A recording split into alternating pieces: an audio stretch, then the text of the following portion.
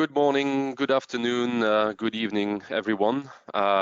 Please just wait for a few more minutes. We will start very shortly the webinar on airmail. We're just waiting for a few more attendees to join, so we will start in 1-2 minutes. Thank you very much.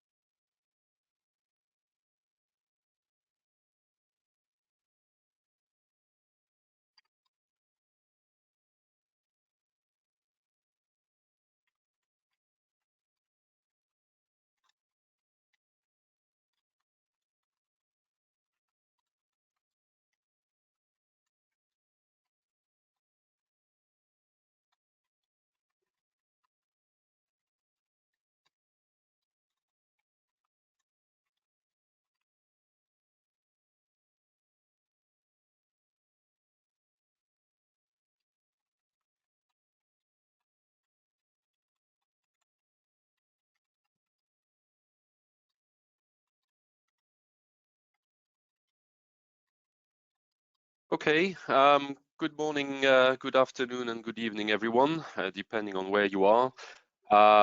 Thank you very much for taking the time to take part in this webinar on airmail.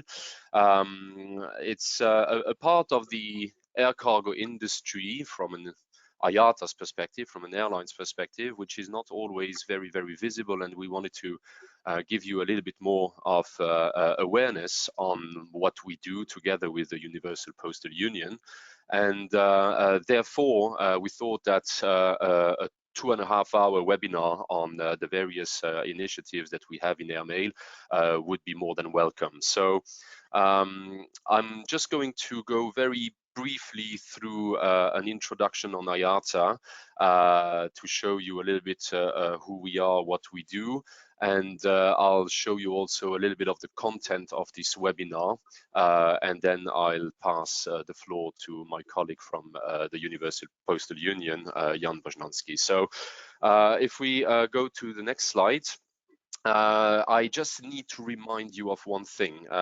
It is a webinar, but we are bounded by the competition law guidelines. So there are some discussions that we cannot have on this webinar.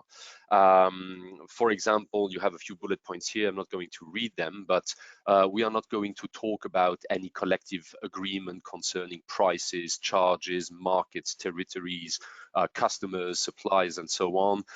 We don't talk about individual organizations, costs, rates, charges. Really don't talk about capacity, reallocating capacity, reducing or increasing, or any other sensitive commercial or proprietary information. So these are the types of discussions that we will not have.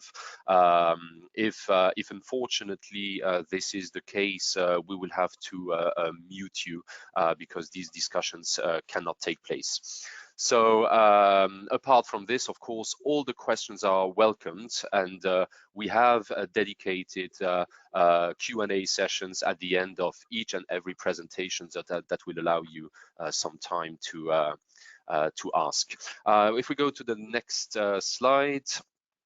So just a little word about Iata. So Iata is, of course, the International Air Transport Association, and our job is to represent the airlines. But it's been a while now that Iata is not only, let's say, representing the airlines, we are also working very, very closely with other parts of the industry and the supply chain.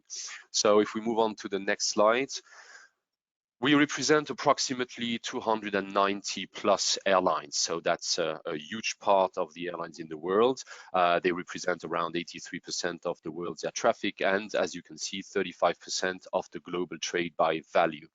If we move to the next, we do have 35%. You can click 3 times, Claire. We have only 35%, or we represent 35% of total world trade, but that's 1% by volume. So we do have only little volumes compared to everything that is traded around the world. But however, 35% of that value is quite big. It represents 5.9 trillion of cargo that we move. And when we talk about cargo, it's not only about freight. We consider airmail as well in that category. I always say mail is not cargo. It is subject to other regulations, and it has its own set of rules. So when it comes to taking mail on an aircraft, well, we have, of course, to collaborate very carefully with our postal colleagues and with the Universal Postal Union and the International Postal Corporation, because we want to make sure that we have a safe, secure, efficient, and seamless delivery in the end. Okay, so all this for our customers. If we move on to the next, Iata is serving the industry, the airline industry, obviously. So our goal is to create standards. Very important. We would like everyone to work the same way all around the world. It is absolutely not efficient if in New York, if in Dubai, if in Hong Kong, you have different sets of rules that would apply. So what we try to do is to create a harmonized way of working globally. We, of course, provide advocacy. So we are here to recommend. We are here to tell you what we think would run best, but it's not only Iata, of course, telling you we are working with the industry, we are working with the airlines, with the cargo handlers, with the freight forwarders, with the postal operators in order to create the best advocacy. And for that, we then create solutions. And some of those solutions will be shown here in this webinar. If we move on to the next, I just wanted to show you briefly how it works on the Iata cargo side. It is very small, but that presentation will be made available after the webinar. It is actually at the very top, you can see what we call the Cargo Services Conference. They endorse pretty much everything that we recommend for standards. And just below in the blue boxes, you can see the various boards that we have. The Cargo Operation and Technology Board, the ULD Board, the Live Animal Perishable Board, contains also pharmaceuticals, the Cargo Border Management Board, the Dangerous Goods Board, and on the left, you can see the Airmail Board. So the Airmail Board is comprised of 12 airlines that meet regularly throughout the year. And we work very closely with the Universal Postal Union then in a so-called Iata UPU contact committee, so that we can define the best way forward for various types of initiatives. If we continue to the next slide,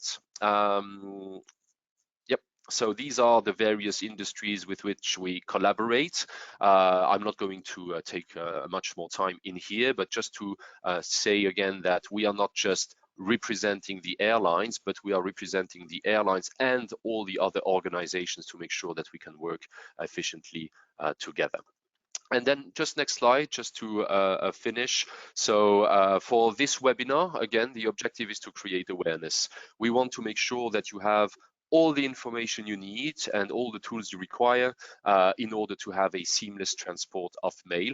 And for that, we have decided to go through 5 sessions in this webinar.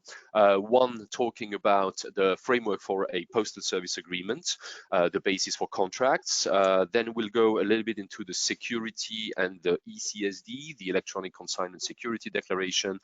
We'll then go a little bit more on the safe side of airmail transportation with some mail safety guidance, followed by information regarding the usage of postal airway bill number. You'll see it's lively discussion, and then we'll finally go through some very, let's say, urgent requirements that will become effective very soon on electronic advanced data filing to customs. So I hope that you will enjoy the webinar.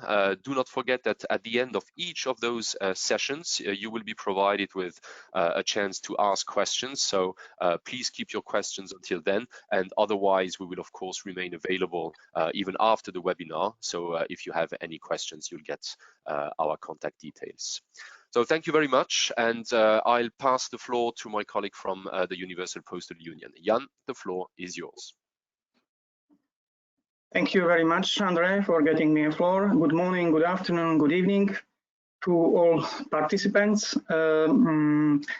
First of all, I'd like to introduce myself and my organization. My name is Jan Bojnanski, and I'm working for International Bureau as a Transport Program Manager. And I'm also working together with Andre Majore as a Secretariat for the Iata UPU Contact Committee, which is a common body between carriers and post to discuss all challenges and propose some solutions for decisions made by decision-making bodies on both sides. Next slide, please. I'd like to say a few words about also about the Universal Postal Union. Maybe some of you don't know details. The Universal Postal Union was founded in 1874, and it's a United Nations specialized agency.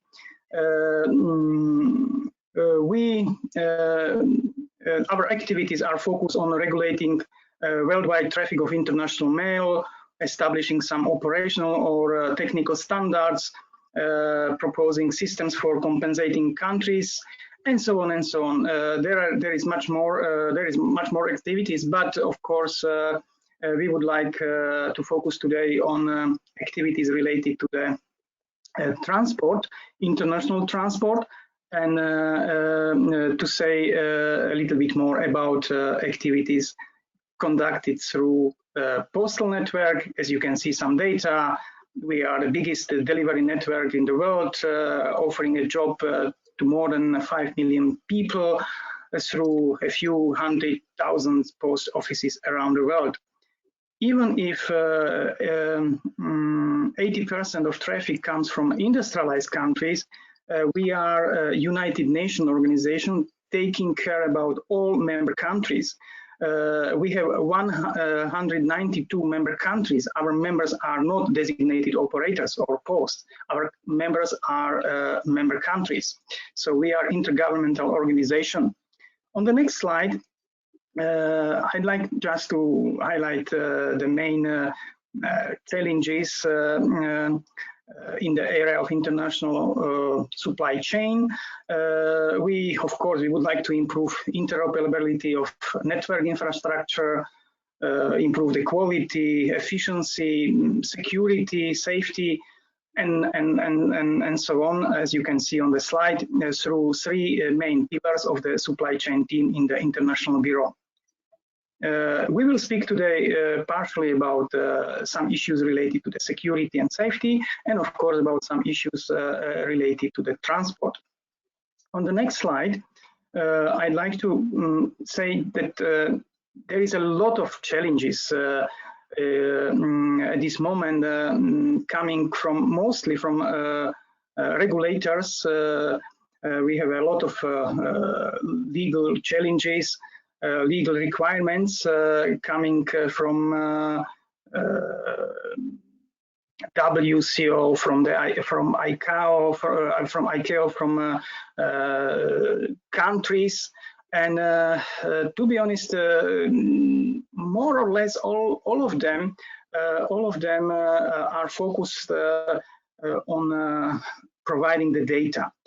It means it looks that data is king, and but of course we should not provide them in a written form as used to be. There is a request to provide them or to transmit them electronically, and to transmit them not during the process or after the process, but before the process, in advance. Many of these challenges are are focused on security, some of them on financial issue or fiscal issues, and some of them, of course, are raised by customs. On the next slide, I'd like to say that as I mentioned earlier, we are a global organization, and also, as Andre mentioned a few minutes ago, we would like to provide global solutions. Any effort should be pushed to address the challenges globally, to prepare global solutions. And as far as possible, the approach should be standardized, but of course, mindful of the different levels, different conditions of member countries, IT and operational limitations. We should avoid to be overly complex, and make effort to avoid regional approaches, especially those that would create complex exceptions and variation in the requirements. So we will start today with some activities, as already were listed by Andre. We will focus on some of activities included also in the work plan of the Iata UPU Contact Committee. We will start with 5 topics. Today we are focused on operational issues and slightly safety, security, and slightly we would like to start a discussion also on EAD, electronic advanced data, which is most probably the biggest challenge for the next 2 years in our industry, and which most probably will be a topic for a next webinar. Thank you very much for your attention, and I hope that you will enjoy presentations prepared by speakers. Thank you. Thank you very much, Jan. Indeed, EAD is one of the biggest challenge that we are facing for a while now. But very soon we will, of course, propose our solution. I mean, we do have already parts of it solved, so that's why we have an awareness, a presentation around that. Just to let you know, we decided to have this webinar presented by the industry. It would be, let's say, easy for Iata and UPU to just give you everything that we've built and everything that we've worked on. But I think it's always better to hear it from the industry themselves. So that's why these 5 sessions today will come from airlines and postal operators at the same time. So here's a very good example of an amazing cooperation that happened for the last 2 years at least on the framework for a postal service agreement. And I invite Mette Boysen and Silvia Chacon Ramos to take the floor to show you a little bit of the update that we've done around this great piece of work. So Mette, Silvia, I give you the floor. Thank you very much. Hi, Andre. Thank you for having us. Yes, thank you. Well, just a short presentation of me and Silvia, of course. I work with PostNord, the postal operator of Denmark and Sweden, where I'm International Process Manager. And I have been till now working for Swiss World Cargo, taking care of the airmail industry. We have the pleasure today to speak to you about the postal tender and the agreement. It is a very important topic, as it is the basis for the cooperation between the posts and the carriers. May I have the next slide, please? Thank you. There are two definitions that are very relevant to know, which we will start with: the postal tender and then the framework for a postal service agreement. They are to a certain degree also linked, which we'll come back to. Next slide, please. The postal tender, that is a process that covers all aspects related to purchasing international transport of mail by a designated operator. This can, of course, cover air mail, mail by road, mail by sea, but on air mail. The process may vary depending on the factors, such as legal requirements. An example of this would be that, as opposed from the European Union, we are obliged to use a public tender when the procurement amount exceeds a certain amount. Also, we have different processes. We have tried to describe a standard process here, where the first part, the preparation, contains the preparation of the documents that you need to use for the tender process. There will be an invitation letter for the carriers to participate in the tender. This invitation letter would typically contain who should the tender be sent to, deadlines, but it can also include information about how is the destination awarded. Then moving on to negotiation phase, where we would receive offers from the carriers. The post will process them, and there will be some negotiations. Then there's the awarding itself, and after that there will be the whole implementation phase, preparing, signing the contracts, establishing how to follow up, but also putting in line the operational issues, like how can we, establishing the EDI exchange. So all in all, a very important process, and it can be structured a bit.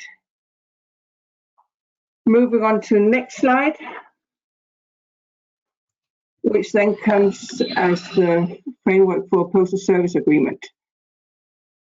Now, if you remember before with the process, I mentioned that preparing documents. Well, one of the documents that can be relevant to prepare is the contract that would be used for the corporation. Here, as a reference document, we have the framework for a postal service agreement. It is designed to serve as a model for agreements between designated operators. It's developed in cooperation between Iata and UPU and some of the members, and it includes all areas that can be relevant to consider as part of the agreement. It is a model that means also that it can be adapted by the parties according to the needs and practices or specific national laws. One of the areas could, for instance, be the invoicing part. The first version was actually drawn up in 2003, and since then it has been undergoing revisions when relevant. As André mentioned, we are working currently on the next version. It will hopefully be released in the beginning of 2022. It is important to say it's not obligatory. Posts can use whatever they want, but speaking on behalf of a post, I would say it is very, very helpful. Within Post Nord, we have used it for at least the last 10 years and are very happy with the framework agreement. If I may, Mette, I would just like to add here, indeed it's not mandatory, but it helps both parties manage expectations and really set up the basis for a long-term frictionless cooperation, if you will. So we really recommend its usage. Yeah. Next slide, please.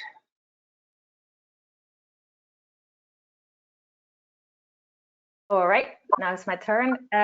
So once you see the contract for the first time or the document for the first time, you might be a bit overwhelmed because it's a lot of pages. So what we've tried to do here is explain to you what you're going to find there and explain you how we have structured all the document, the 3 parts of the document, and what you can find in each of them. Of course, this is a first familiarization webinar. Afterwards, we can see how we can deep dive into certain things if you have questions to be able to understand everything.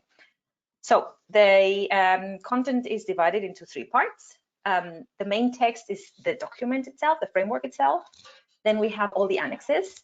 The difference between one and the other is that you're not really supposed to be changing the framework that often. It's kind of the legal base you're going to be working on, and the annexes are something that can be more dynamic, that you can change, that you can agree and thank you that you can agree to and renegotiate, and they can be different depending on the party, whereas probably the main text is going to remain stable for all your contracts.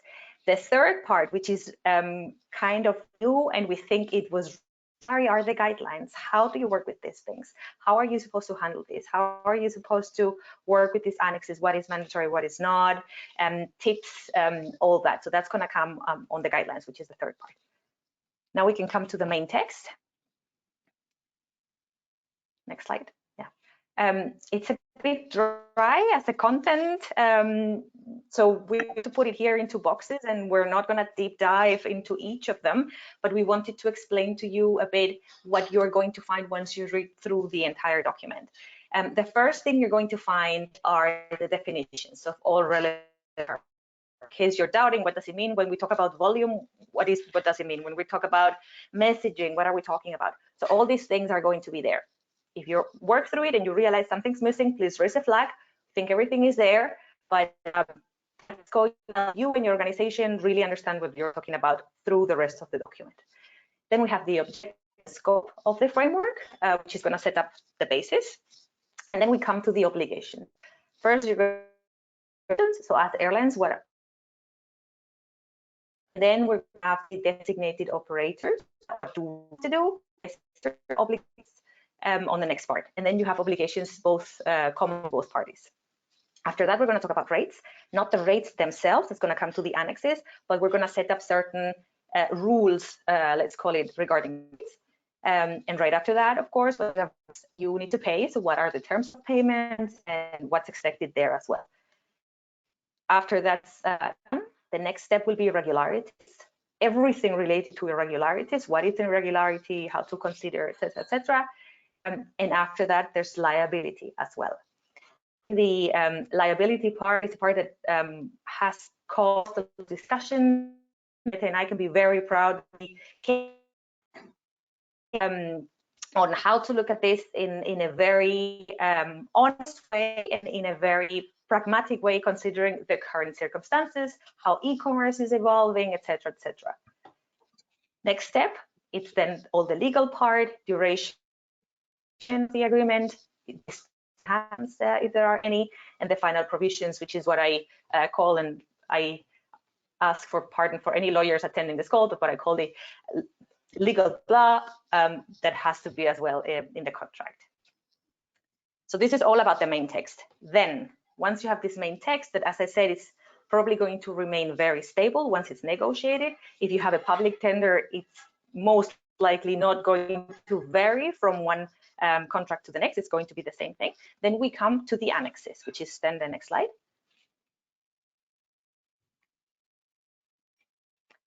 What can we find in the annexes? So we can find the rates. Indeed, you can have a contract that is valid for 5 years, but you might be changing your rates every 6 months, right? So you might be changing this annex every time you have a new set of rates.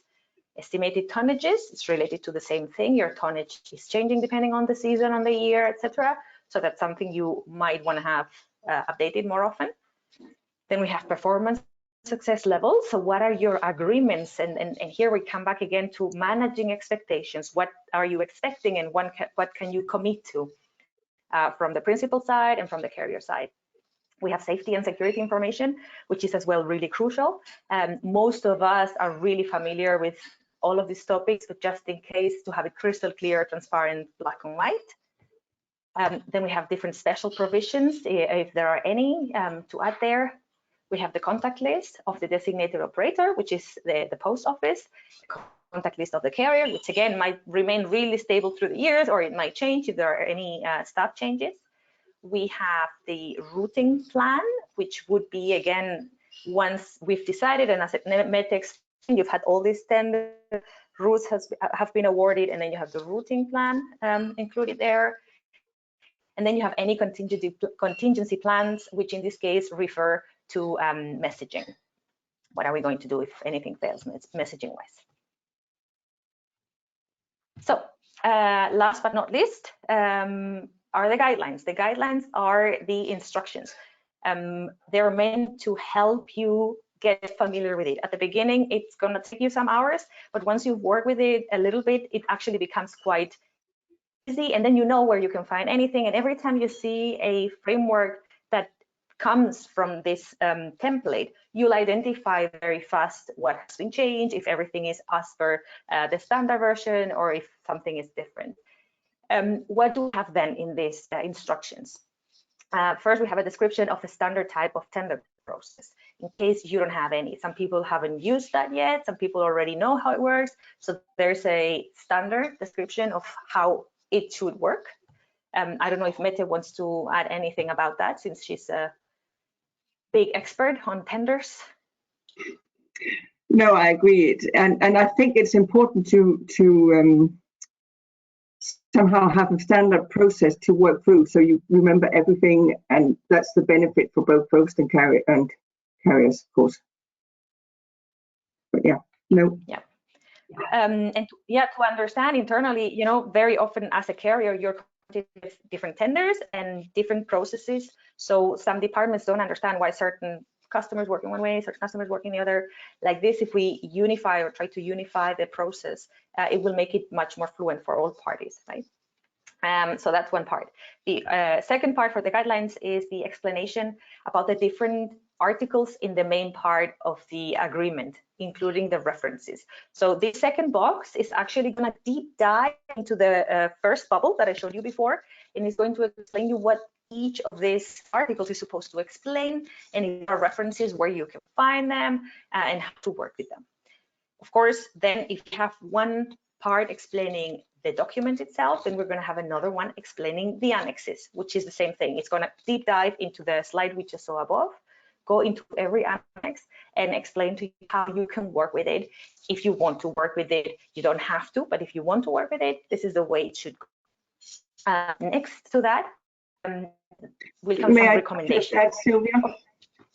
One of the things we have done within the in relation to the annex, we've actually also described if there is to be a form in a table, we describe which columns could be relevant to include.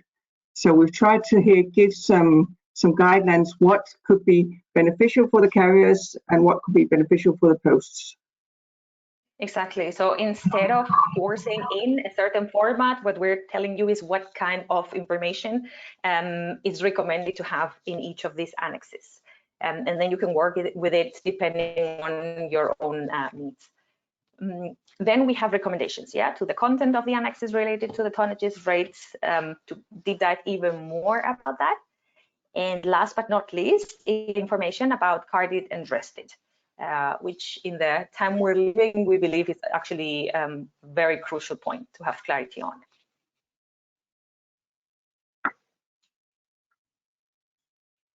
Can go to the next slide.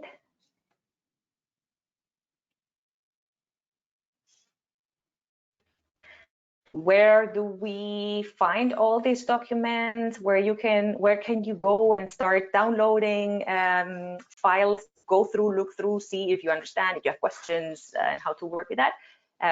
You have two hyperlinks. So when you receive this presentation, you just have to click on it, the UPU website or on Iata's website. And then on other platforms where there is cooperation, UPU and Iata, you have access as well.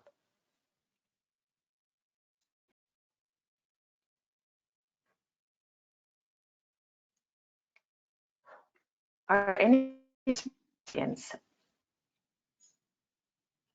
concerns, ideas? All right, thanks. Thank you very much, both of you, for the presentation.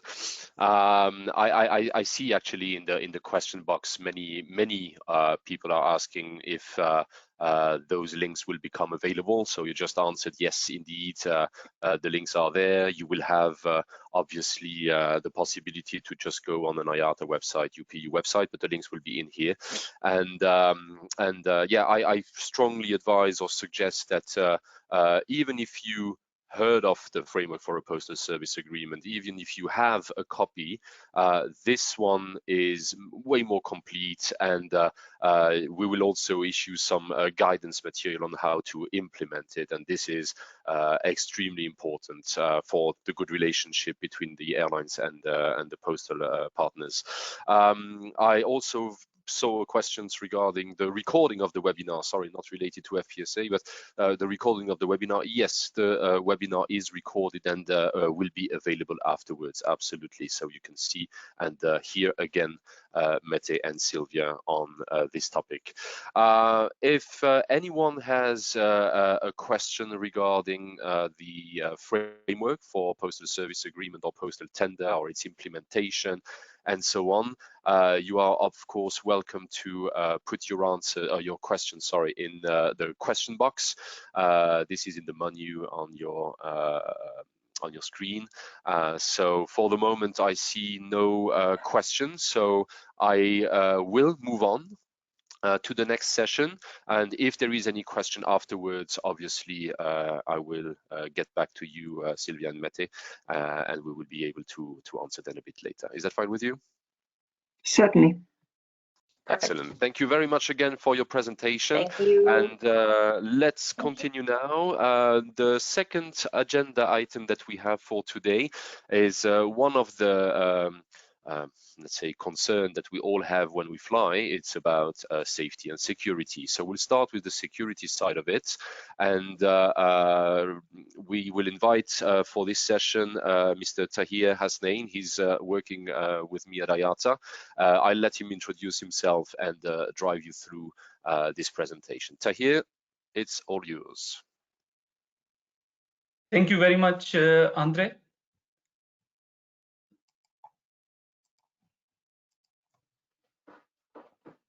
So my introduction, I have been with the Iata for the last 10 years and in the industry for about 17 years now. I have been working on the mail and air cargo domain for the last 15 years. So thank you very much for giving me opportunity to speak and discuss this very important topic. We all know that security is the industry top priority, and in October 2010 there were some homemade bombs that were transported by air, but they were intercepted at airports in Middle East and Europe before they actually do any harm. It demonstrated that importance of aviation security measures in respect of cargo and mail, and trigger the implementation of higher security protocols. As a result, mail Ecsd, mail electronic security declaration initiative came into existence. If we can move to the next slide, please. So before we go into mail Ecsd, let's see this 2010 events.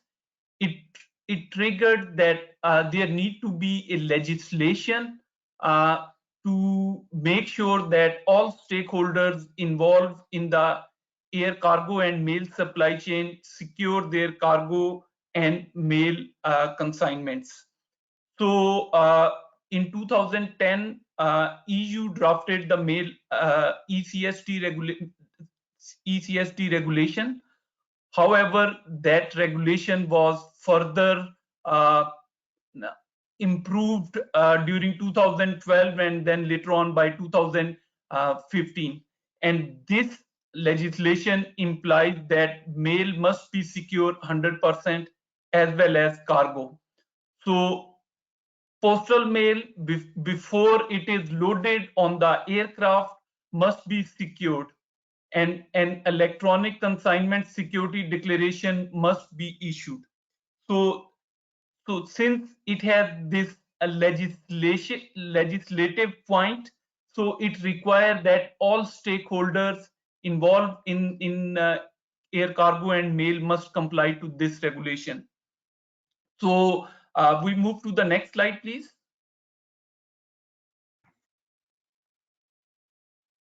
So from the legislation point of view, it is done initially in EU, then rest of the countries like Canada, US, and other countries, they are following.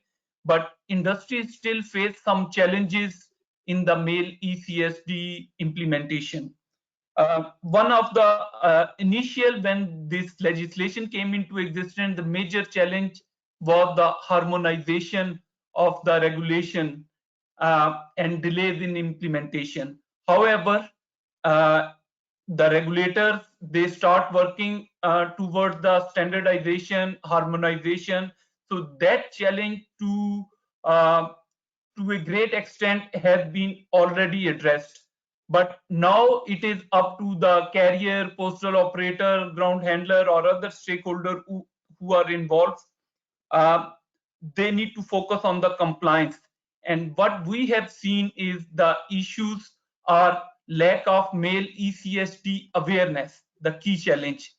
And since there is lack of awareness, then it is directly related to the readiness of the stakeholders, readiness from the business process point of view, technical infrastructure, lack of compatibility between IT systems, lack of connectivity, means data is not transmitted. And also on the regulation side, what we see is regulators, even though they get access to the electronic consignment security declaration, they sometimes demand the paper consignment security declaration copy. And of course, there is a need to be compliant to these standards. So in this presentation, as Andre mentioned in the beginning, these presentations are basically for the educational purpose, and this is the first webinar we are having on the subject. So let's look into what is ECSD and why it is required.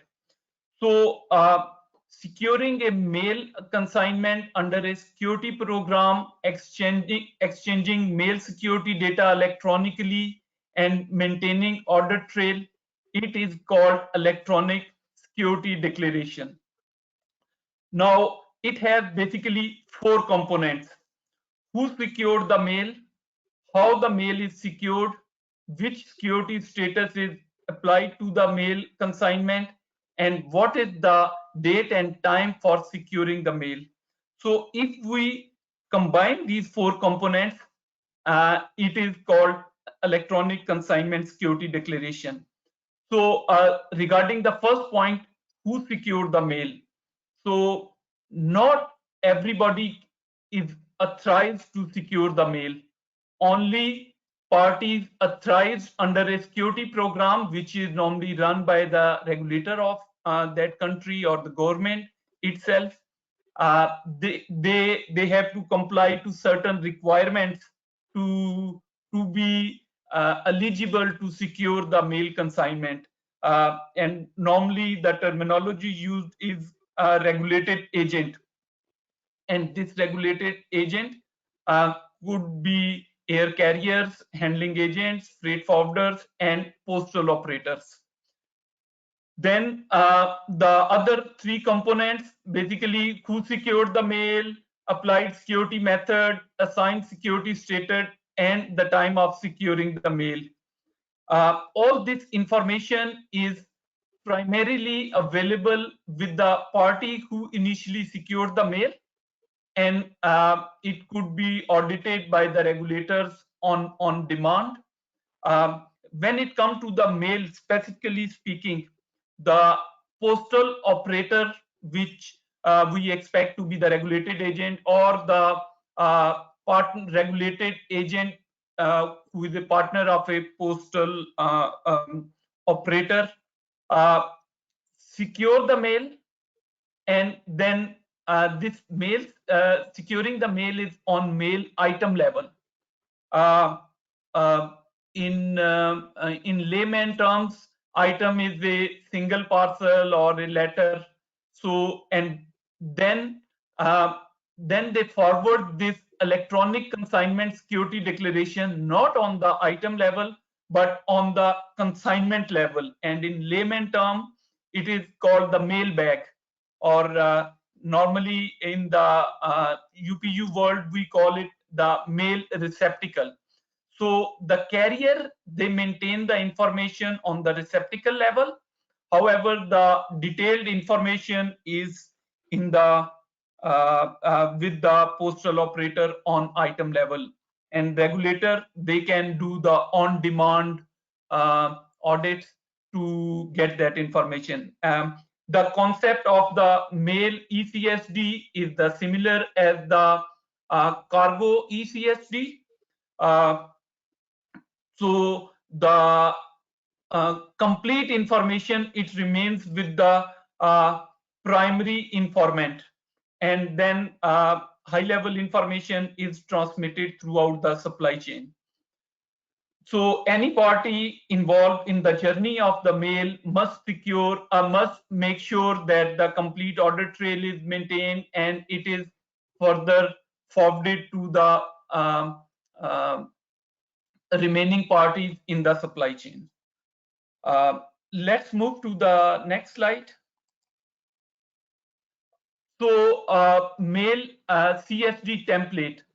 So the consignment security declaration is a printed form in a standard format which provides security information related to the air mail as they move along the supply chain. So this format, which is the CN70, this format is actually a thrice IKO format, and it lists all the information, the regulated agent number, the reason why the security status is issued, if the content of the mail consignment or secured for the all passenger aircraft or the all cargo aircraft. So we have to use the specific terminologies, SPX. If it is a high risk shipment consignment, then we use the SHR. At any point, if during the journey the mail consignment become unsecure, it has to be indicated. And also you will see on this form that the name of the person who issued the security declaration, date and time of the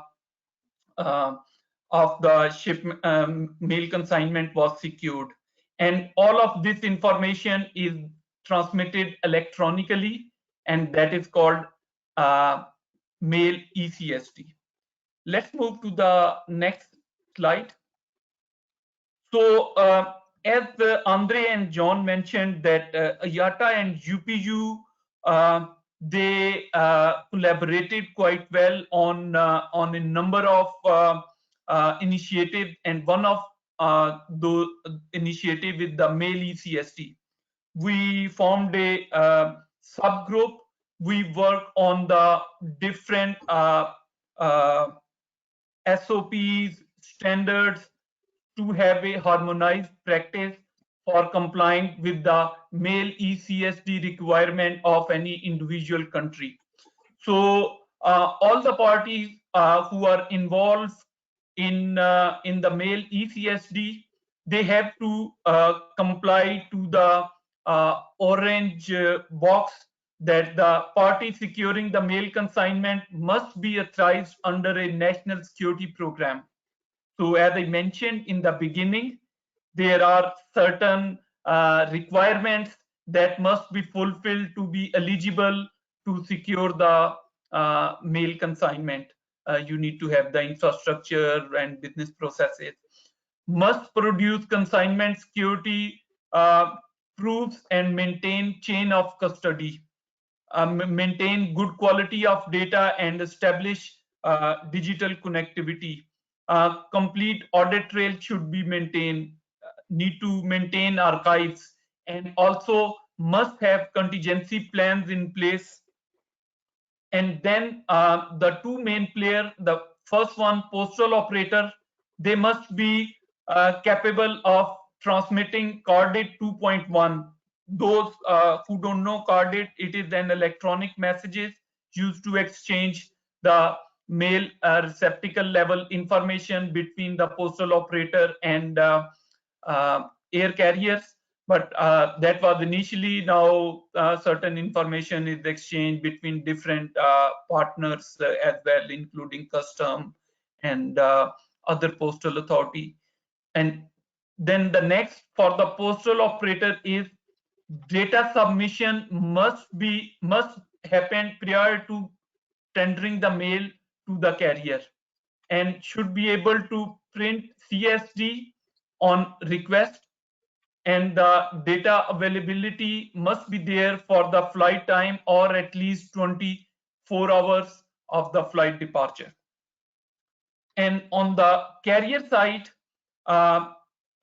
carrier should be able to receive carded 2.1, and it should be able to further transmit it to the other business partner along the supply chain, should be able to validate the data submission at the time of mail consignment is tendered, must produce chain of custody, print CSD on request, and the data availability for flight time or at least 24 hours after the flight. When I say carrier here, it could be that carrier is represented by its ground handling partner. So in many cases, ground handler should be able to receive and process the carded 2.1. And with that, there are also some details. I just shared this information with you at a high level. So for example, when carded 2.1 is transmitted, so the content of consignment must be declared as mail. Security status, all cargo aircraft, cargo or passenger aircraft must be indicated. As I mentioned earlier, if mail becomes non-secured, NSC code shall be applicable. For high-risk cargo, SHR must be used. So Iata and UPU has published detailed guideline, which I'll be sharing with you in a minute. And all these procedures are explained in detail as well. Please, let's move to the next slide. So mail ECSD basic principle. As mentioned, Iata and UPU set up a subgroup of their membership to develop the guidelines, SOP, and as a standard practice, what we do is initially we meet, we discuss, and we produce draft standard. If needed, we do some proof of concept. We then, based on the feedback of proof of concept, we improve those draft standards and guidelines. And once the review is completed by the members, and endorsement is done, then we publish those guidelines. So when we initially started meeting, we established the basic principles for the mail ECSD initiative. And it was agreed that the postal operators are responsible for securing the mail receptacle, individual mailbags, and carrier are responsible for securing the mail consignment. So one of the benefit of the mail ECSD is the primary party, they actually secure the information, keep the basic information detail level with them, and then pass on the information to the next party. So the next party, which in this case is the carrier, they need not to do redo all this mail security again, because the basic security has already been done. They just need to maintain the audit trail and pass on the information to the next party. So this was the key principle in the Mail ECSD initiative, and all the guidelines for the Mail ECSD initiatives are based on this principle. Let's move to the next slide. There are a number of resources which are available from ICAO, from Iata, from UPU. I have listed here some of these resources which actually set the foundation stone for the implementation of Mail ECSD. Of course, these are the standards and guidelines. Then when you are implementing the Mail ECSD, then you need to consult always the local legislation and the national security program. If there are any further requirement, those need to be fulfilled as well. Let's move to the next slide.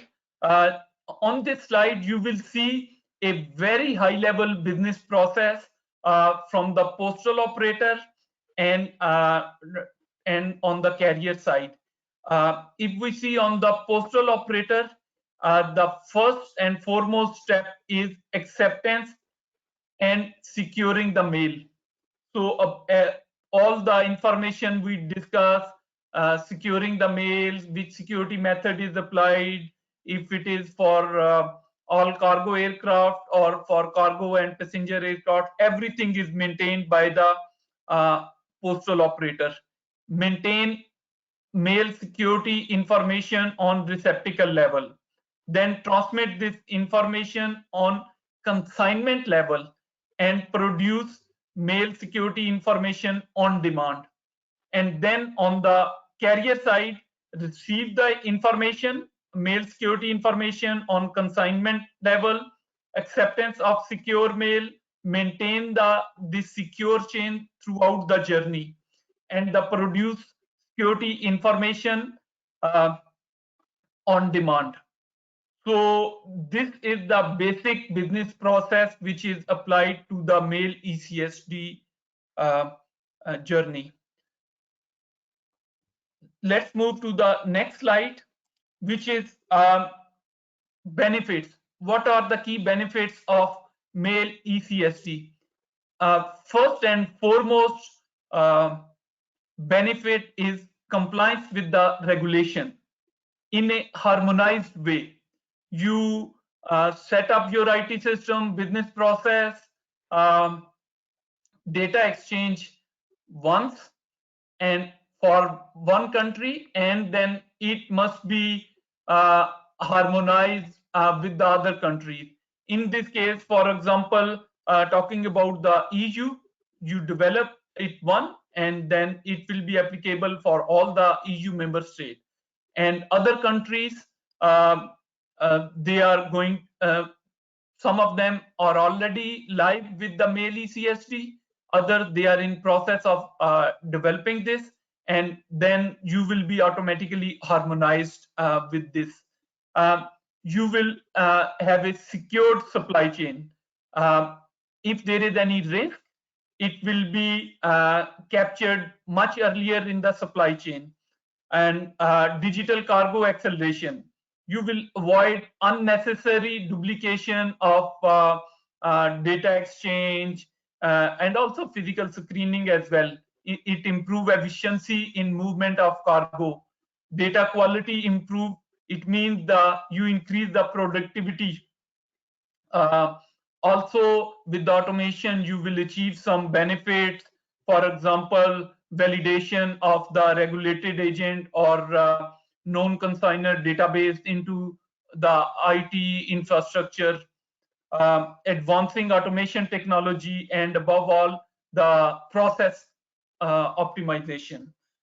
So this was let's move to the next slide.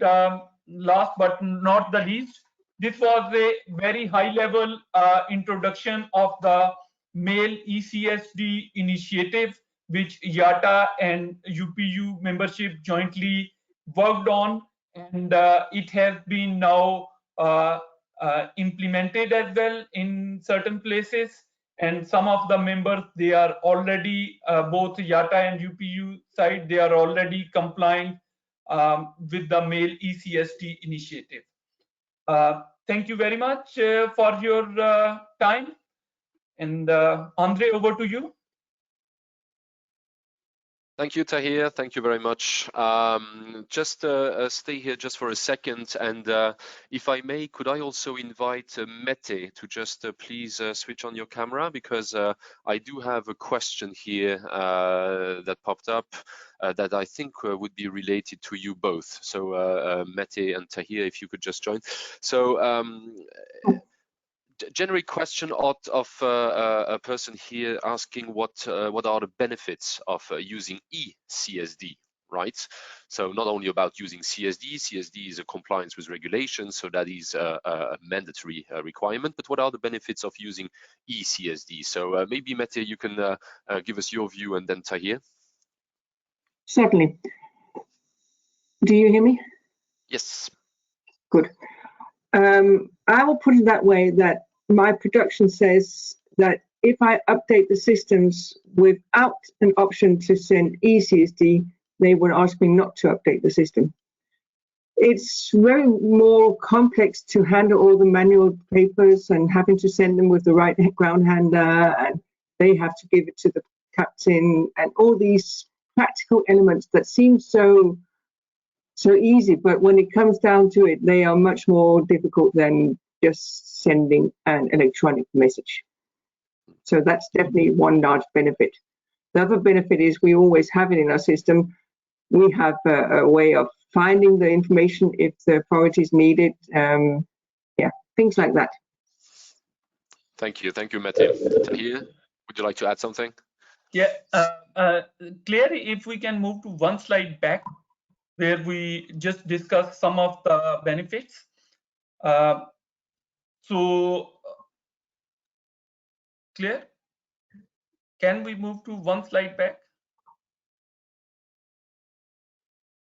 Okay. Anyhow, I actually, as I said, we had a small group to discuss. Yeah, thank you very much. So I think the major benefit is the compliance with the regulation. I think it goes without saying. Now more and more regulators, they are implementing the cargo and mail ECSD, and I can tell you, when we were implementing, we were doing the pilot testing at Heathrow Airport for the mail. So regulator was with us, and what they did was they went to the ground handler and they asked the ground handler, they pick up one mail bag and they asked, so is this secured? And the ground handler at Heathrow, they looked into the system and they said, yes, this is secured, this whole consignment, and it was secured by this person at this time using the screening, X-ray screening. So, and it belongs to this party. So the next step, what they did was they just walked to that party and they said, okay, can you show us your CCTV footage for this date and time? And then when they saw the footage, they said, what is the name of this person? And they match. So whole this process was electronic and it was very quick. And if it was the manual process, we will go through the documentation. So basically it not only the compliance with regulation, but it's the improving efficiency and increasing productivity. The whole process, I think it was completed in less than 30 minutes because the information was readily available with all the parties, IT system were talking to each other. And you imagine, and also we moved from the airport facility to another postal facility. So if this was done manually, then probably it would go a day or so, and it will not bring the productivity and efficiency in the business. Yeah, fully agree. If I may, I think Andre, sorry, this is Wijnand Alberts, PostNL. Hello, Wijnand. Hello. I just want to add to the arguments which have already mentioned that it's also a matter of making the status of the consignment available in all legs in transportation. So also the second leg is aware about the status, the security status of the consignment. Where you with a paper solution are not always sure that the paper also will be will be handed over to the second leg carrier. So there's also an additional argument. Absolutely, fully agree. It will, well, otherwise, if you don't go eCSD, well, it will slow down the processes as indicated here. Jan, I think that you wanted to add something. Yes, I received a question from via WhatsApp, not through the platform, from one designated operator, and I'd like to answer the question, which maybe could be interesting also for other designated operators. There was a question whether all designated operators could issue eCSD, but I think that it was clearly answered also by Tahir during his presentation that eCSD or CSD could be issued only by regulated agent. So we have up to 20 designated operators around the world with that status, regulated agent status, and they are issuing this eCSD, or they are able to do that. The others, of course, not. But we are encouraging designated operator to apply for the status. We are supporting that activities to meet these requirements and to get such status. So the answer is clear. Only designated operators with regulated agent status are able to issue eCSD. Excellent. Thank you very much for clarifying. Yeah, so thank you very much, Mette, and thank you, Tahir. For the sake of time, I'm going to move on to the next topic. Just want to highlight that there were other questions that I found here on the webinar that are maybe not directly related to eCSD, but I'm going to just answer them very, very briefly. First of all, there was one question on how to join the airmail board. Thank you very much. Just contact me. It would be easier if you just go through me and I can provide you with all the necessary information. We'll do that offline. And the second one, there was a question if there is a standard solution for exchanging messages between designated postal operators and carriers. Just a little teaser. Yes. But that's the subject of the fourth session today, so please wait until we get to the fourth session. Without further ado, we move on to the next session regarding safety. You have all certainly noticed that e-commerce is booming. Many of e-commerce items are being transported by airmail, and therefore safety becomes extremely important, particularly when goods are transported in the mail. So for that, Iata and UPU have collaborated on mail safety guidelines for designated postal operators in order to help us to reach a satisfactory level of safety. For that, I would like to invite Christoph Rekele, who is coordinator for standards and procedure at Cargolux Airlines, and he will drive you through those guidelines. Thank you very much. Christoph, all yours. Good afternoon, everybody. Hope my microphone's working well and you can all hear me well.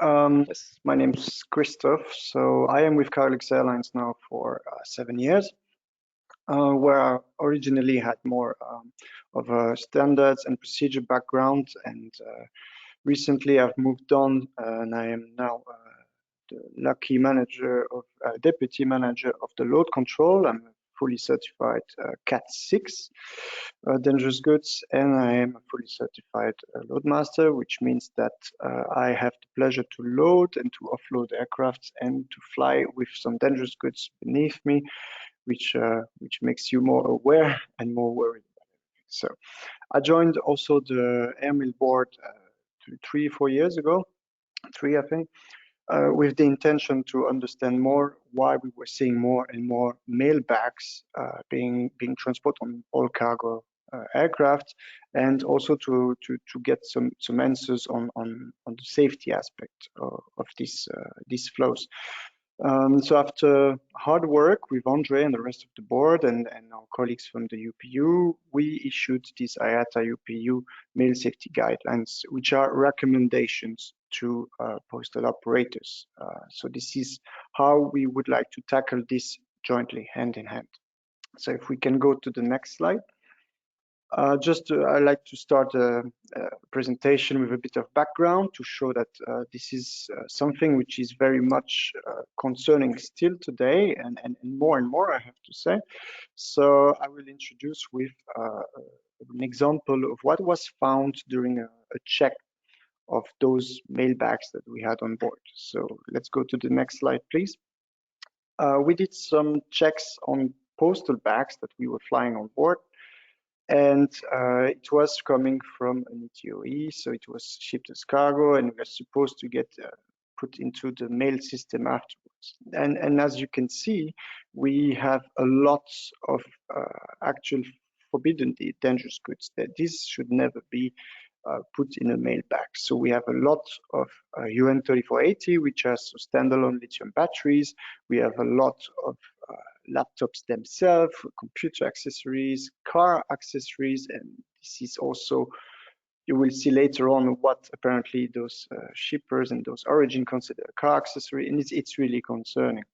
And if you wonder if the flashlight business is booming, it's not really that. It's that because for I guess dodging the regulation, you have power banks with a flashlight to it, but the battery itself can power at least 100 flashlight on its own. So the purpose is to go to 3481, which is permitted. So we realized that these projects were showing that there were major cases of non-compliance with the dangerous goods. Can go next slide, please. The bag 7 on this batch was the most worrying one. We decided to X-ray everything, and this is what we found. So what they call car accessory is actually a huge power bank which is capable of powering all your electronics and can even jumpstart your car should you need to. You can see also on the X-ray image several laptop batteries. This is a really big issue, not only for airlines but also for postal operators, because it's endangering the whole supply chain. So yeah, that's a live example that happened not so long ago, and this is something we see daily. We still find those lithium battery markings on postal bags on a daily basis, and we are really questioning on how that's possible, because it shouldn't be. And from time to time, we have an incident in the warehouse, and we've been extremely lucky so far, because every time there's been an incident, it was always on the ground minutes before being loaded. We are really lucky, and we really hope that we can implement some measures together to never have an incident on board. So this is an image of a lithium battery catching fire in a warehouse, and when a lithium battery catch fire, there is no way you're going to extinguish it. There is no fire extinguisher that's going to put it down. The reason being because the lithium battery fire is extremely hot, it will reignite itself. So in that case, you needed more than 4 fire extinguishers to have it under control. So yeah, this is what we're facing on a daily basis, and this is what we try to tackle hand in hand with our UPU colleagues. So next slide, please. Just a reminder, what is permitted in the airmail, you have very few DGRs which are permitted. You have 3373 infectious substance, patient specimens. You have some very small radioactive material. You're not going to power any weapon or any plants with that. And in certain cases, you have the UN 3481 lithium-ion batteries packed in equipment meeting the provision of Section 2 of Packing Instruction 97. So this is for those who are not used to it, this is how we classify them in the DGR regulations. But the UN 3481 and 91 are only permitted provided that the National Aviation Authority granted an authorization to the postal operator. And even though you get this authorization, not more than 4 cells or 2 batteries may be mailed in any single package. And that's why you should never have actually a lithium battery marking on any mail items. But we see it happening more and more. And therefore, we feel like there's a need to remind the whole industry of what's permitted and what's not. This is called safety. To the next slide, please. So when we started brainstorming on how we could tackle this big issue, came the mail safety programs that we would like to see implemented. When we talk about mail safety programs, if you go to the next slide, what we're looking for is training. We would like to see an acceptance program, and we're going to talk about this later on, because sometimes this acceptance program can be bypassed, typically, in the mail organization. Also, what's very important, the postal operators are under direct supervision from the National Aviation Authority. This is something which is a bit different than cargo, and therefore we need to get in close contact with national aviation authorities in order to have some standardization and better understanding of what's being done. Also, since a few years, risk assessment have been heavily emphasized on, which means that I've been attending some meetings with the regulators, and really there is a push for the carriers to proceed with some risk assessments of what they are carrying. So we will see later on how this translates into the daily business. And with these risk assessments, we would like to see some trend analysis, and the most importantly, to be transparent all the way through the supply chain in airmail, which is, if something's happening, if there's a trend appearing, everybody should be aware of it, because then we can tackle it together. Next slide, please. Okay, so let's start with training program, screening, and sensitization. This is really the backbone of the mail safety guidelines and the way we drafted them. So on the next slide, we will start with the training program. So as per the regulation, all categories of personnel should receive training commensurate with its function, responsibilities on dangerous goods to ensure non-compliant lithium batteries and other dangerous goods are not accepted to be carried in airmail. So I know this table is going to change due to the computer-based training, but I find it interesting because when we talk about safety, let's look at the key down there. So you will have A, B, and C, which basically which indicates the type of staff, their mission, and what they should have as knowledge. You can see that the type A is the one that should have the most, and it's the staff of the designated postal operators involved in accepting mail containing dangerous goods. And that's fine, that's great. If you are involved in accepting dangerous goods, you should know the most of it. But the biggest risk we are facing is hidden dangerous goods. So maybe this person will be bypassed because someone who doesn't know that it's a dangerous goods will tender it. So next slide, please. That's the big question, because in the case of the mail, anybody can be a shipper. These people are not necessarily, most of the time, are not trained. They're maybe not aware of the risk of lithium-ion batteries or any other dangerous goods. They didn't receive the training. They never received that big Bible of 1,000 pages of the DGR regulation for air, and they might drop their items, may it be a lithium-ion battery or power bank, into a public mailbox, and then there's already the acceptance being bypassed. So the mail safety guidelines, they will also aim at raising awareness not only to postal operators, but also to the people even before, which are the general public. Next slide, please. If something is dropped right away into a postal box, then we rely already only on screening requirement. And screening requirement, the training is basically split into the responsibilities of each stakeholders. You have the shippers and packers, which in case of airmail is everybody. You have the freight forwarders, so it would be airmail, etc., etc. And the security screeners have also some dedicated training as CAT 12. But something we must emphasize on is that the screening, the X-rays, are a security tool. So the aim of an X-ray screening is to find a bomb in a box or a weapon. It was never designed at finding hidden dangerous goods such as a lithium battery.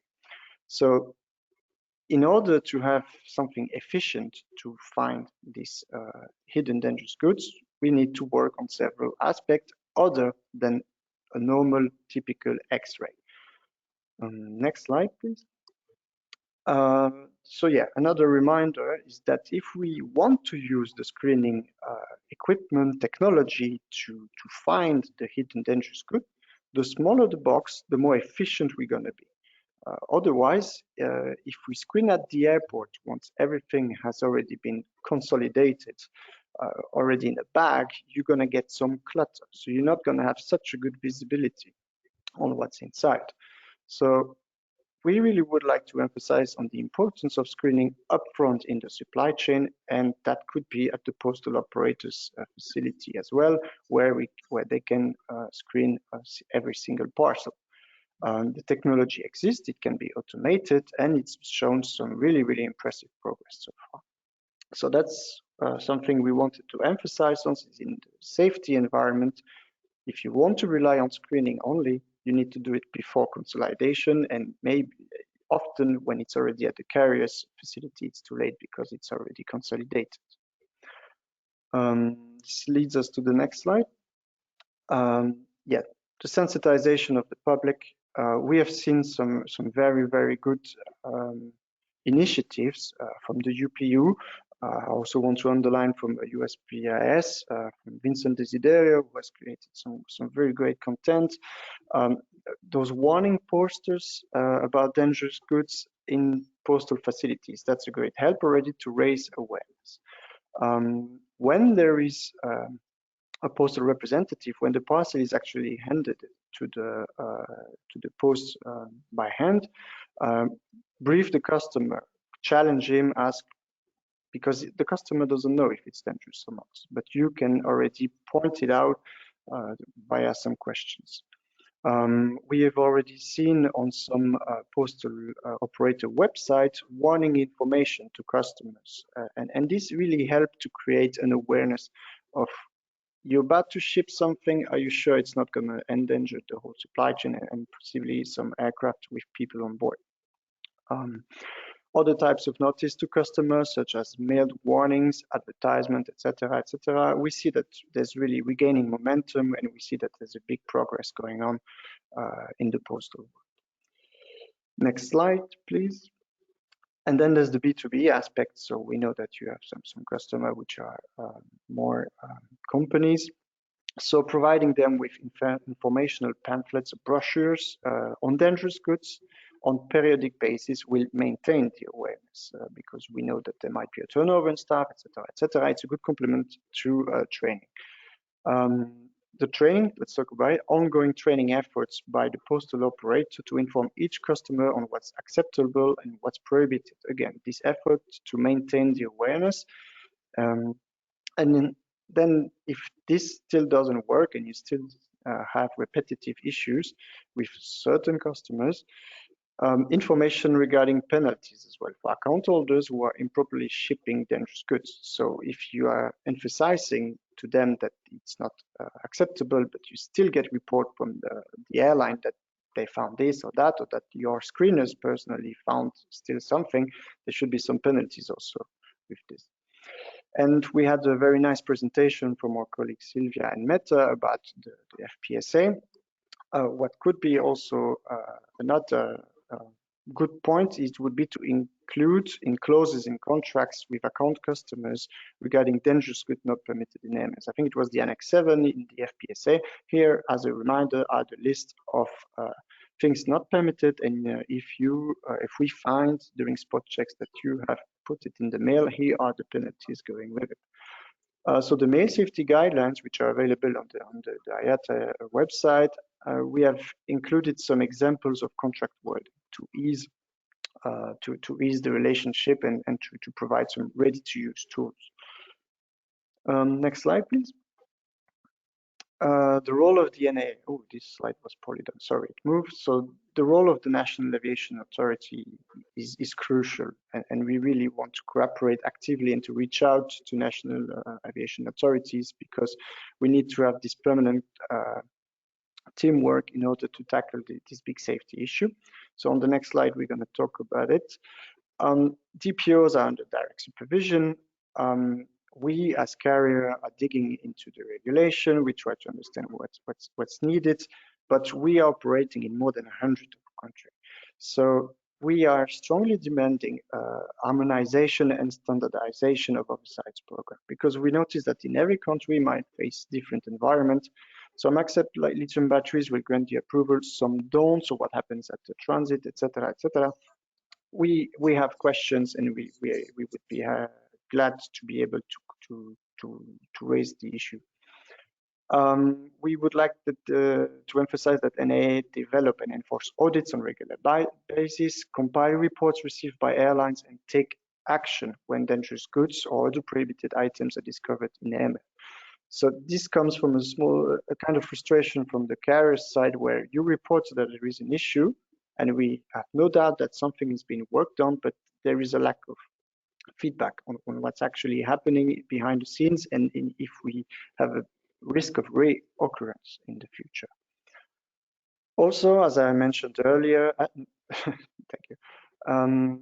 The risk assessment thing is something as carrier, as Cargolux, and I guess our colleagues from other airlines are doing as well.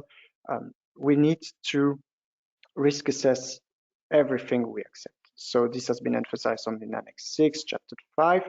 So the state of the operator, so this is literally written there, the state of the operator shall ensure that the operator, so that's us, the airline, establish policy, procedure, and procedures for that purpose, which include the conduct of a specific risk assessment on the transport of items in cargo compartment.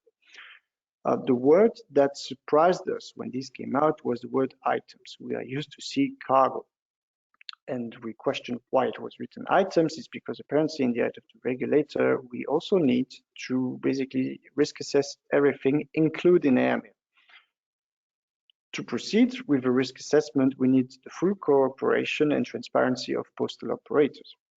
In the case of Cargolux, we're gonna audit, and we're gonna check all the safety processes from the postal operator before accepting their consignment and before proceeding forward. These risk assessments are then classified, stored, and if any NAA would approach us and ask, hey, can you please prove that you have conducted a risk assessment, we will be able to prove everything that has been done with our postal operator counterparts. So that's something where we need very, very close cooperation, and I'm happy to see that with the UPU we have progressed a lot on this.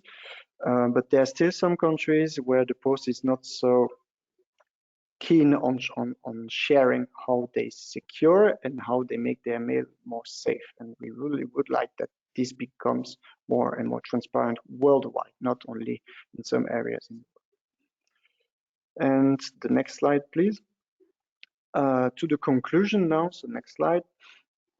Here are the backbone of what we wanted to share with the industry today with these mail safety guidelines is that security and safety are two very different concepts. Security aims at finding the bomb in the box, again, but it's for also finding acts where someone wanted to harm the industry, wanted to harm people. So typically terrorism, etc., etc. Safety is more when we try to tackle the lack of knowledge on what's permitted and what's not. So security, ACSD, the excellent presentation from our colleague here, is one thing, but safety is a very, very different topic, and this needs to be emphasized on. We have now a huge boom in e-commerce, and we have people shipping to their granddaughter somewhere an e-bike batteries because the e-bike they offered during Christmas is no longer working. They don't know that this battery is very dangerous, and they're gonna ship it by mail because this is their natural way of proceeding, I guess. So this is really something that we need to work on. So also, the rise of e-commerce, as I just said, tremendously changed the business model of mail transportation. But did we adapt our processes for security and safety to this new industry? And I'm not sure we did. I feel often we're still considering airmail as being this transport of letters.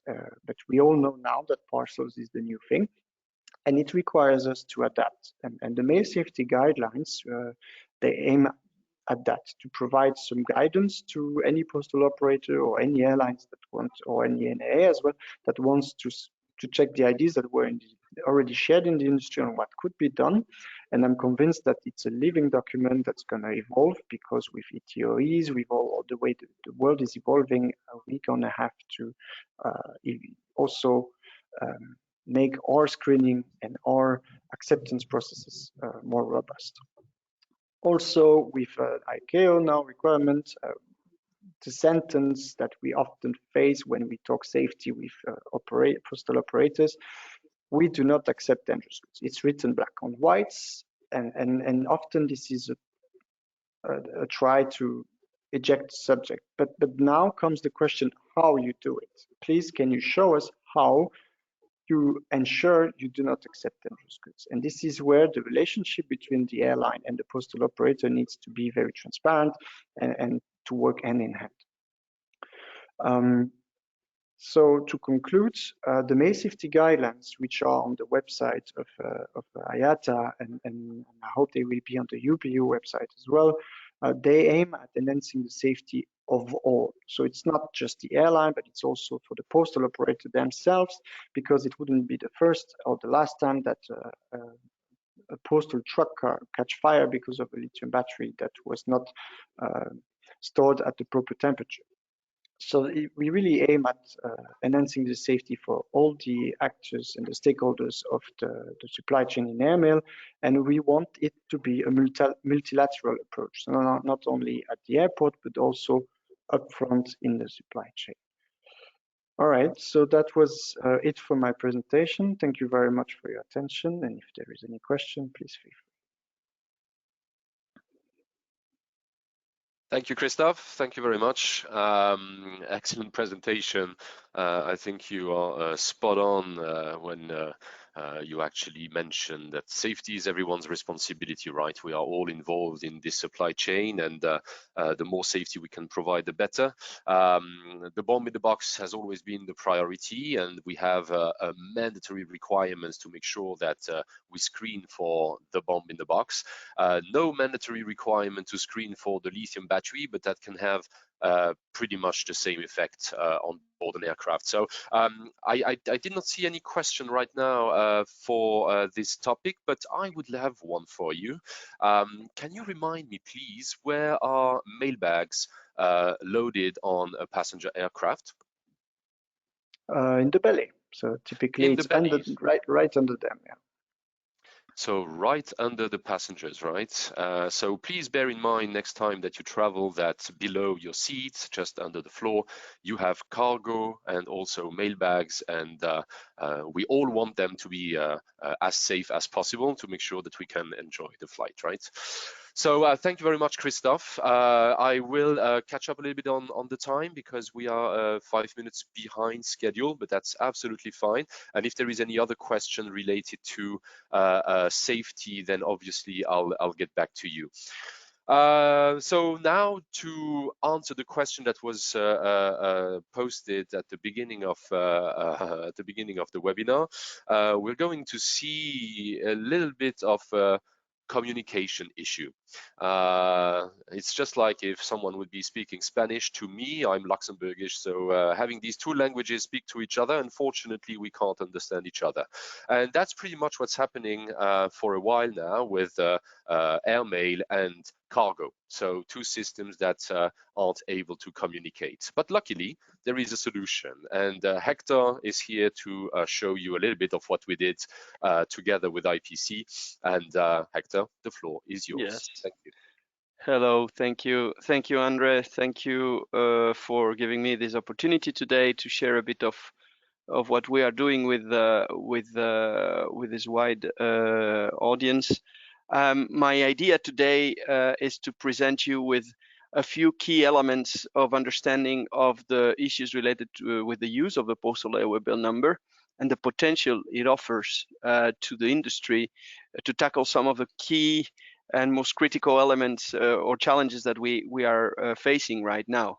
Some of them have been already mentioned by our colleagues, relating to security and to messaging requirements, etc. But it is important to provide you with a bit of context, to provide everybody with a bit of context to see that this postal airway bill number and its use is not something that is coming out of the blue or that is just being thought of, but is coming from a it's coming from a big from a long assessment and analysis by the industry. Just a few words to introduce myself and the organization I work for before we start, to position a bit where I'm speaking from. I am Hector Martinarias. I'm Senior Manager Network Integration for working for the International Post Corporation, IPC.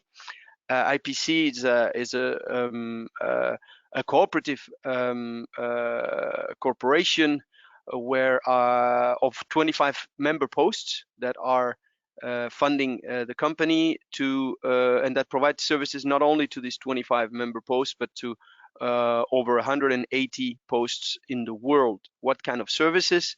Very wide range of different services that range from marketing studies to technological solutions to reporting tools, process optimization, call it consulting, and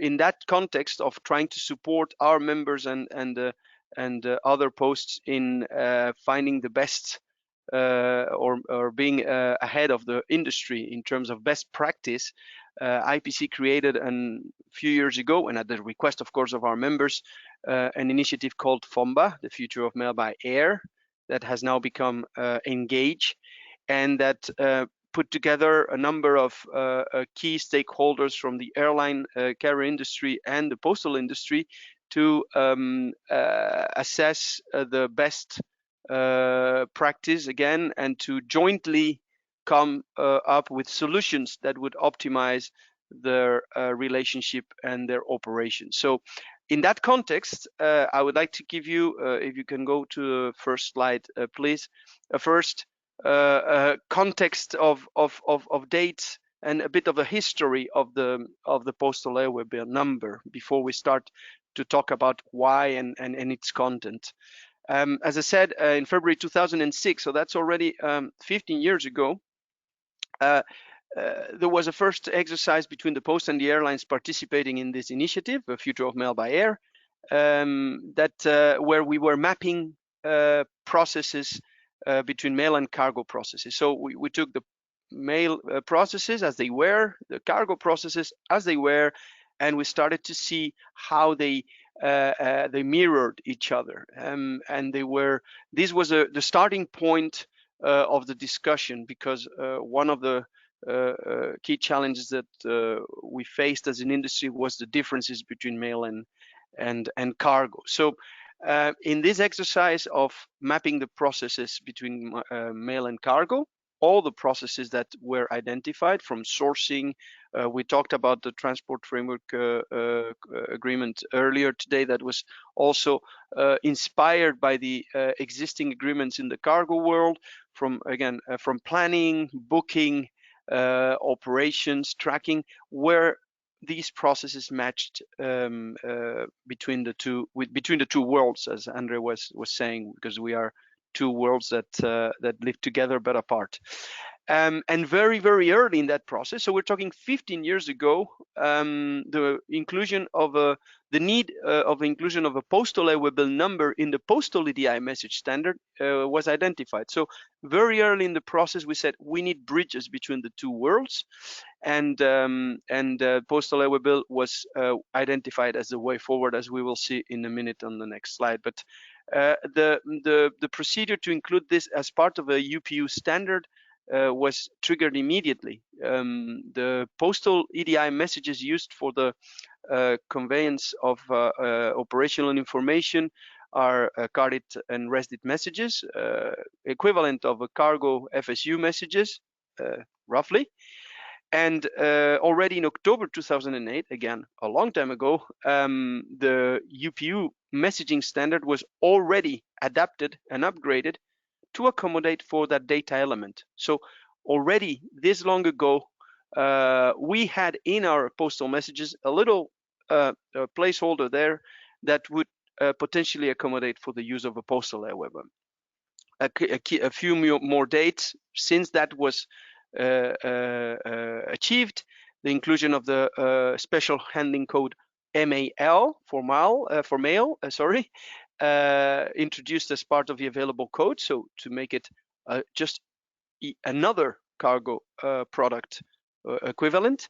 And we started already with some pilot testing of the concept. Basically, the pilot testing was very simple. It was about including the number in the messages exchange, and then exchanging the messages with the element in, and see whether the different systems would be able to process the information related to that element. There was a very successful pilot already in 2008 between a post and an airline that volunteered for that exercise. But then you see a gap there. 2008, 2014. There were things going on between these dates. I'm not saying they weren't, but definitely the hype around the postal airway bill and about its potential use, at least at industry level, where there were a few initiatives, individual initiatives here and there, but there was no real progress here. And we'll see that this gap has led to resuming some of the initial discussions now only recently. There was in 2014 a couple of milestones there. The process design a proposal to address the regulatory requirements. Well, there was one proposal by IPC, but there were particularly Iata and UPU working on the so-called postal model. The pilot testing by IPC of booking processes by using the postal airway bill. That was another pilot that we tried successfully. And that led to 2017, 18, 19, basically again the noise or the rumors, or if you say the discussions around the postal airway bill were again part of our day-to-day activities. We started again to hear from here and there from carriers that the postal airway bill was being used within their system, with or without notifying it to the post, because there was no particular impact on the relationship between the post and the carriers, but there was an immediate benefit that could be obtained by the carrier. So it was again, there was again a momentum around the postal airway bill, and we decided, along with Iata, that it was the right moment to try and bring some standardization and structure to the process of using and processing postal airway bill numbers within postal EDI messages, to try and look for a standard industry-wide approach to the use and benefit, and to obtain the benefits of the postal airway bill. But why all that? Because these are a few key dates. But if we go to the next slide, why do we need the postal airway bill number now? Why did we need that particular number? At the end of the day, it's just a number. Why was it introduced? Now we need to click a couple of times. There's an animation here. Sorry, I forgot to mention this. Okay, so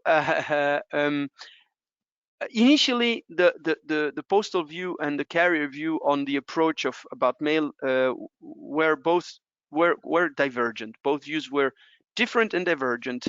For a postal operator, the receptacle level tracking is essential. We cannot afford consignment level tracking. We need to go down to what in cargo is called piece level tracking, and for us is bags, primarily mail bags and other receptacles. So that is a requirement we cannot ignore, we cannot put on the side. It needs to be fulfilled. Other element for the post is that we produce our product, we generate it as the night goes on. There are sorting machines that are producing the mail for hours. right before the airplane is scheduled to depart. So it is very difficult for us to work in a booking with a booking approach as cargo does, but there are also solutions to that. In any case, Post were agreeing with the idea that accounting should work on electronic data, that we should abandon some of the old-fashioned ways of producing and processing invoicing data and invoices themselves. So we should go electronic. That was certainly something that the Post were looking for. But definitely the first approach by the Post was that carriers should change their systems. Whereas the carriers said, well, mail is just a product. I mean, why should it be treated differently in our cargo systems? Also, we work with booking. It helps us plan properly. It helps us work on the load plan of the aircraft and plan ahead and make sure that everything travels as planned. Why shouldn't we do the same for mail? Also, accounting should be working electronically. We all agree that electronic information in today's world is better than any paper-based process. But the carriers were of the idea that Post should change their systems, and even the regulations they are subject to accommodate for what the carriers could provide from the cargo system. So we had, as we started from two different worlds with two different approaches, and with also differences in the way the products are processed and the EDI messages are exchanged. Now, after a number of discussions that were, as the whole initiative has been over time very constructive, there was an agreement that the use of a postal eligible number in postal messages somewhat may help bridge most of the gaps that had been identified between the two worlds. So the approach was simple. We are not asking a change of system or to abandon the systems on each of the parties. We are not saying we drop completely the postal EDI generation systems and the postal EDI standards and so on, or we drop the cargo systems for the management of mail. What we did was agree that there was a way to continue with both systems and the ability they have to provide the value that's expected, but by allowing some communication between the two, some bridge that would help us benefit from both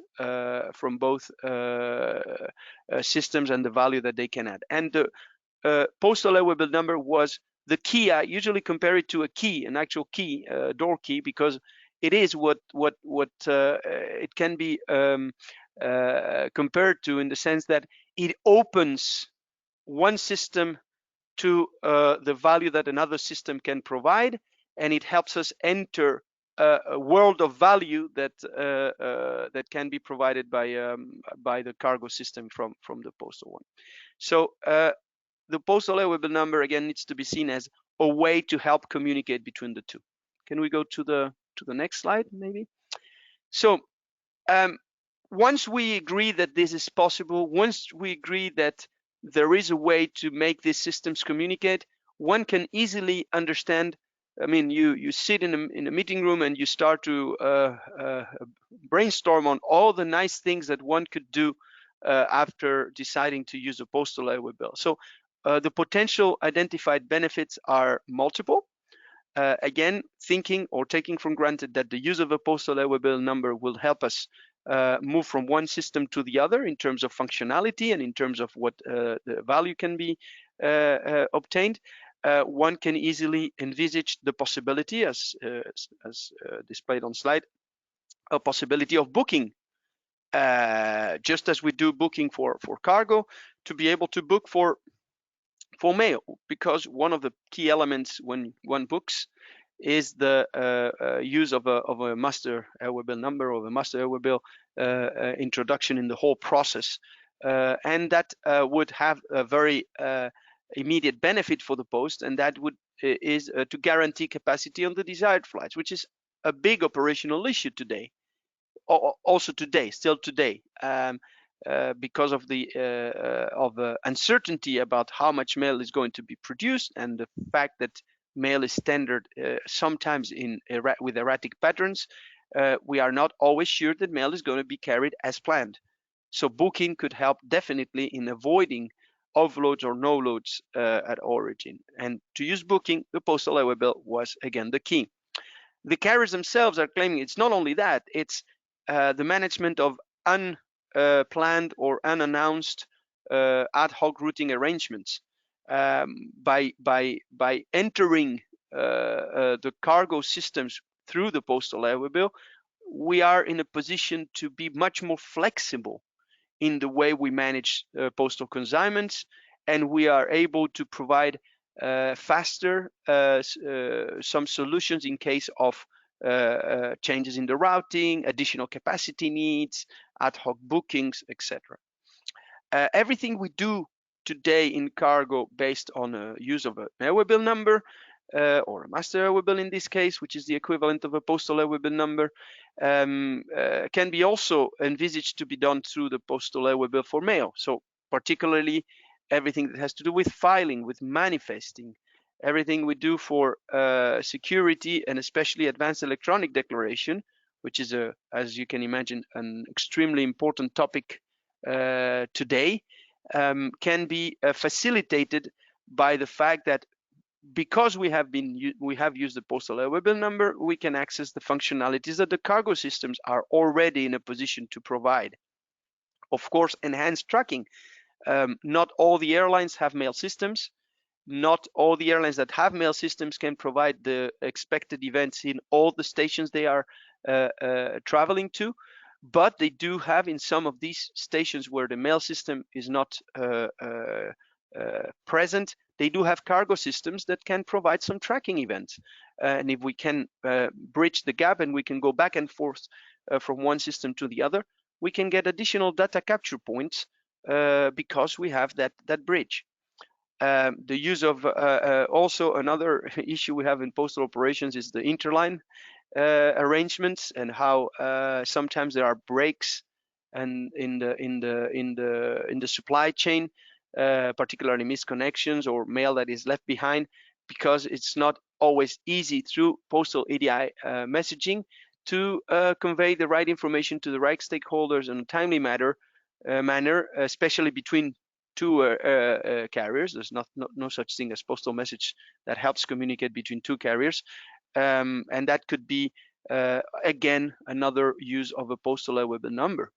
And finally, of course, everything relating to invoicing that happens in the cargo world at airway bill level, that would be facilitated, of course, for the carriers, and that subsequently would lead to better invoicing processes, expedited and payment processes, and therefore less dissatisfaction on for carriers, but also for posts as compared to the current processes. So a wide range of possible benefits, and again it says there are potential identified benefits, because for many of them we are talking about let's say a conceptual approach, where we know we have identified these, we have analyzed the existing processes, and we have determined that these can be easily listed and identified, but needs to be confirmed by use, and that's why we have our two colleagues later now that we are complete with their expertise and their experience of a postal highway bill number. Everything that I'm saying here, which is a bit theoretical, maybe. So if we can go to the next slide, which is the last one before we engage in a bit of a discussion with our colleagues. Another question that is basically a very important one, a critical one, is how to use it, because all this is new. We know we have the messages on the postal side that accommodate for a postal highway bill number. We know that the cargo messages know how to process consignments with an highway bill number identifier, but that's pretty much it. We need to go to concrete discussions on the different steps, the practical approach, the practical steps to actually use the postal liability number. And questions like the ones on screen then arise. How do we manage, for instance, as posts, because we would be the equivalent of a freight forwarder? How do we manage postal liability number ranges? We are not used to doing that. That's a new business for us. Or can we let the airlines do that on our behalf? Or can it be centrally managed? Are there others alternatives to the way postal liability number ranges are managed? Which postal EDI message will be used to convey the postal liability in the first place? Because it needs to be introduced somewhat in the existing flow. Where can we just drop the number, and then from that moment on it is made available to all parties? Is it the carded messages, the equivalent of the XFWB or FWB FSU message? Is it any that's produced by the post? So is it the post putting it in their carded? Is the RESDIT messages the response to these messages, and subsequently it would be generated and included by the carrier? Is there any alternative method that we should, because this is a new process, this is a new element, maybe we need to go with a new different assignment method?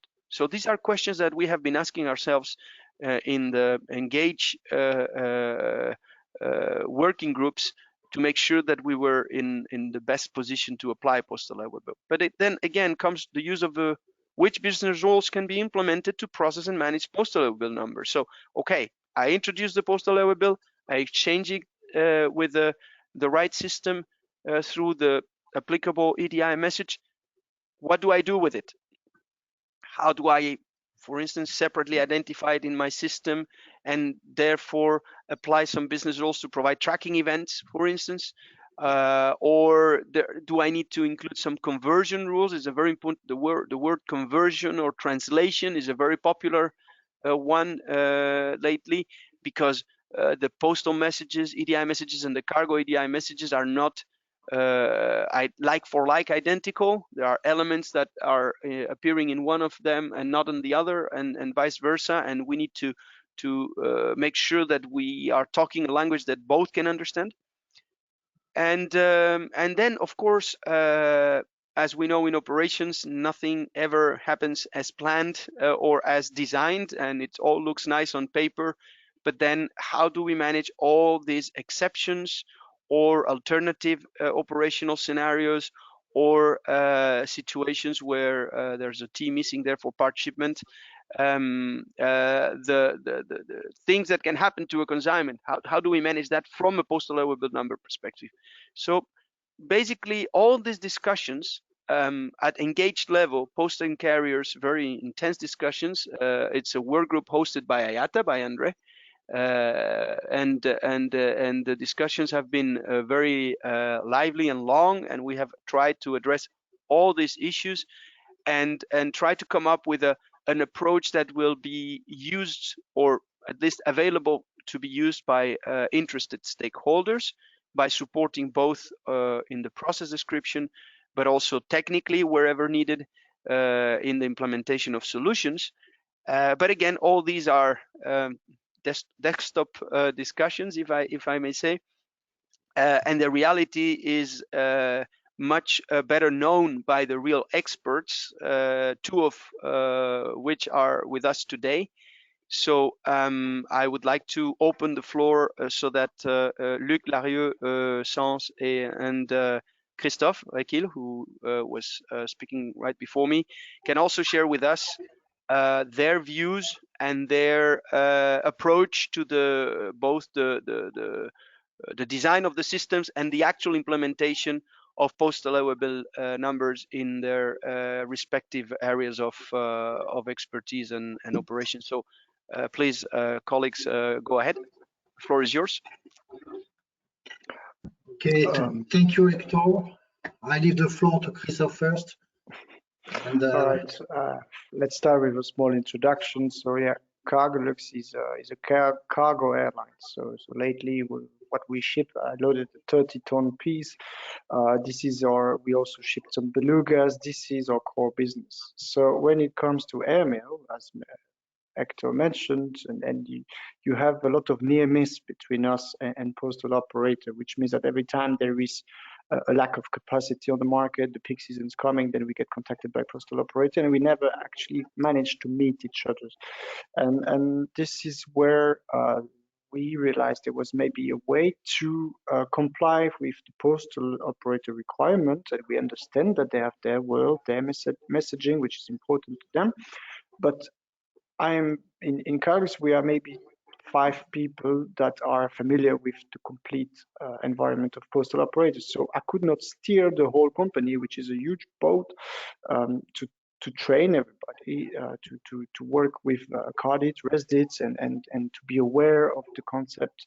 And this is where we needed a translator, maybe someone sitting in between. And this is where it all started with Luc during a meeting in Bern, when we started exploring the possibility to build a system which would basically enable us as a full cargo airline to comply with the requirement of our customer while still not requiring a very heavy process to be implemented in our airline.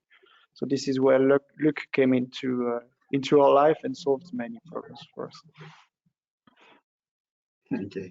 Thank you, Christophe. Maybe just a few words about my background. I have been the Director of International Transportation for the French postal operator for the last 15 years.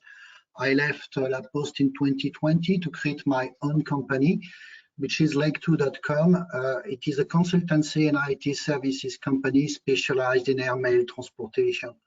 Our aim is to build a bridge between the cargo environment and the mail environment. And as you already said, both of you, we really need translators. We really need translators to be able to understand both environments, to provide good solutions, easy to implement solutions for the airline industry and for the benefit of the postal operators, of course.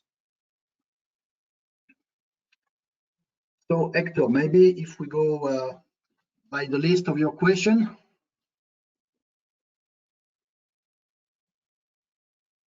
You're muted. You're muted. Sorry, I muted that. At least one of us had to be in that. Sorry, you meant you want to go back to the previous line? No, no, the questions you mean. Okay, no, I was more yeah.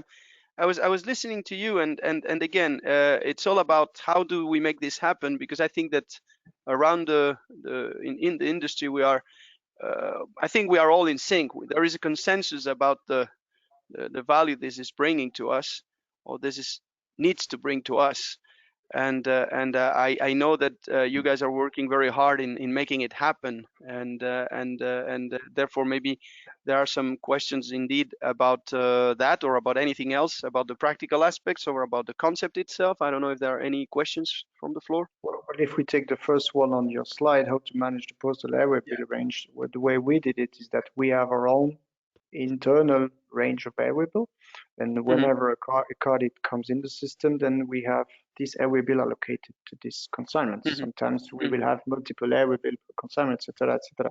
But we are the master of our own airway bills, and they are used for internal purposes. They automatically are bearing the SPH MAL, and already reached out to Iata a year ago, I think, about what precisely is MAL triggering in the industry. And we realized there's not much actually. It's up to the carrier to do it. So in Cargolux, it triggers some loading planning. It triggers some safety requirements. It triggers a series of processes. But I don't know if we could manifest it and put an MAL SPH and the customer would understand it. Yeah. That's exactly that was a bit the purpose of my first slide. Remember, it was first introduced 13 years ago. So at the time, the idea was to move towards indeed processing a mail in as one as a standard type of cargo product, and then applying some specific rules to every time there was that code would be used to apply some specific rules regarding, for instance, customs clearance, which at the time were very different processes between mail and other cargo products. So from again in time, we've lost a bit the connection to the original idea that was behind that introduction. But now we are again going back to resuming that discussion. So my answer to you would be, we can make it mean plenty of things. It's up to us to decide which ones are meaningful and should be considered. Yeah, and I must say that regarding the business case that we had with Cargolux, regarding the postal airway bill ranges management and allocation of the postal airway bill number, definitely there is still an open discussion in the industry. Who has to convey at first the postal airway bill number? So subsequently, who has to manage the range of airway bill? Is it the post who has to manage a range of airway bill given by the airline and associate the numbers in their carded? Or is it the airline who has to manage the airway bill range associated to specific post? In the business case we had with Cargolux, we decided that the best way was to handle the range of postal airway bill number at the airline level, not at the postal level. We must all understand that managing the range of airway bill is not so easy for the post. It is not a question of managing stock. Every organization can manage a stock of different numbers. It is not the most difficult part. The most difficult part is that as soon as you are using a postal airway bill number, the airline needs a booking. See, and for the post, managing the booking in advance is something which is almost impossible. Very, very hard, because it implies some drastic change in their operational process.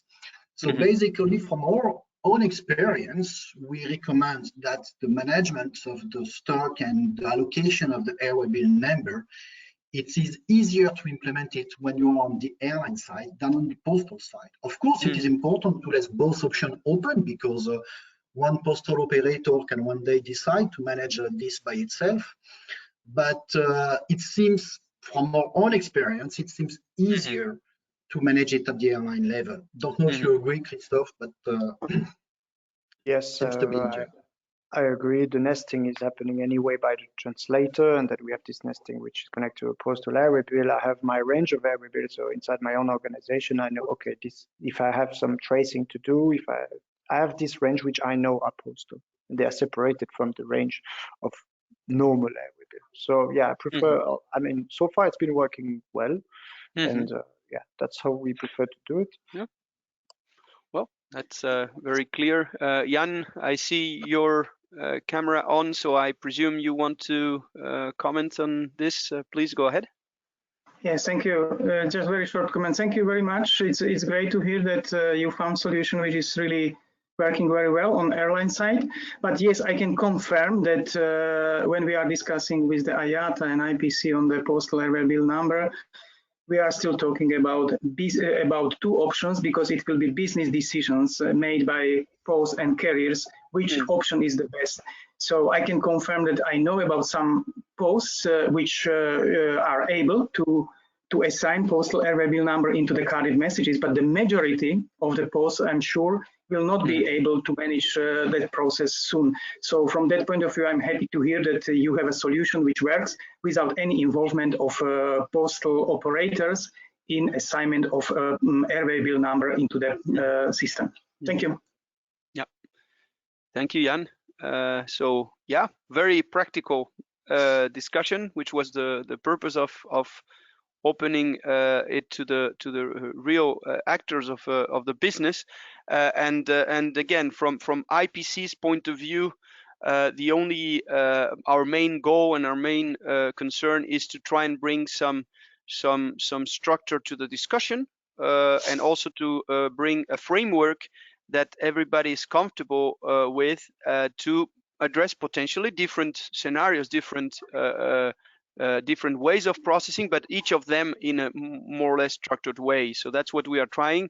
with the participation, of course, of the experts like the ones you have on screen right now, with Andre in particular, and we'll keep continue. But the reality here is that the ball is moving now, and that this is happening, and we better make it happen in the best, most constructive and positive way, and that's what we are trying to achieve. So thank you for your attention and your support. Andre? Yeah, thanks. Thank you very much. Before we move on with the other topic, I have also a question with for Luc and Christophe. So we heard from Hector in his presentation that there are regulatory requirements, the stick, as he likes to call it, and then you have also, let's say, business enhancements that you can have from the usage of a postal airway bill, like a track and trace, some bookings, maybe some billing and settlements. I mean, we are exploring all these activities. So if I understand correctly, for now, the business case between Leg2 and Cargolux was based on compliance, all right? So it was based on making sure that you can file to customs at destination. Are you planning also now to expand that so that we can have in the future full visibility from a postal organization into a carrier environment and vice versa? So meaning, are you developing other translations, other conversions from carded message into XFWB, XFHL, or is there also a plan to translate all the FSU messages in RESDIT messages, in RESDIT 74, 21, blah, blah, blah? Is that also your plan, both of you? I will start, but then I guess Luc will have some things to add. What triggered really, what boosted the project was that the AR flag for ICS2 will be in the card in the future. So we needed to be ready to actually read this message, but we are operating on a cargo system which could not process it. And maybe in the future it will be capable. I don't know what the future holds for us. So this was the first trigger. Now, the second thing we needed is that we can have for ops people that need to know which ULD, which airway bill to put on which flight, on which position, etc. And if we need to put the temperature systems or not, depending on the risk assessments, but that was the previous presentation. And after that, you have the FSU, which are triggered like any other cargo shipment. And these FSUs are sent to Luc system, to Leg2 system, which will then take care of communicating with the postal operator. So this, what you mentioned, we are live with it. This is working now. Now for the filing, I have to say that I still have repetitive questions, which I'm bringing to the table very often, is that to which extent can we manifest airmail? That's for me an open point, which still needs clarification. And right now, due to conflict of conventions, because it's two different conventions between airmail and cargo, and if I really allocate an airway bill which I manifest to the customs, to me this is cargo. For my organization, this is cargo, and for the customs at destination, this is going to be cargo treated as cargo. So this is where we still need to align a bit. But the live reporting to the customers, so the urging post, that's working now. The FSU is being translated. Okay. Thanks.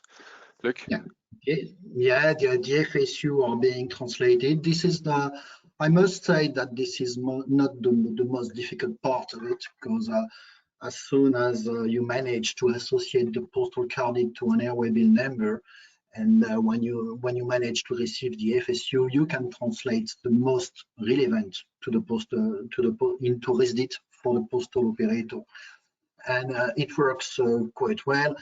Of course, we continue to work to improve our system to be able to provide much more benefit and added value to our customer. But basically, the concept design is working. I mean, you take a card, you put an airway bill number, and you reply by RESDIT based either on positive data capture by scan or by FSU message. You can also even imagine some operations using both the positive data capture at certain places and using exclusively the FSU message at other places. This is possible. So you can have a combination in the operation, It is not mandatory to have a 100% full scanning scenario everywhere on all the network. It all depends on your operational constraint, what you want to and what you want to reply to the postal operator. One thing which is very important when you engage into such a conversation between a post and an airline is at first not to forget to analyze the data accuracy which is conveyed in the card. It is very, very important because there is a standard, of course, which has been developed by the UPU, but we can say that from time to time, the data accuracy is not 100%. Some mandatory field can be missing, for instance, depending on the operator, of course. Some are working perfectly well, but it's a large world, so you have many different scenarios which may apply. But one of the first things to consider, yes, is the data accuracy. Exactly.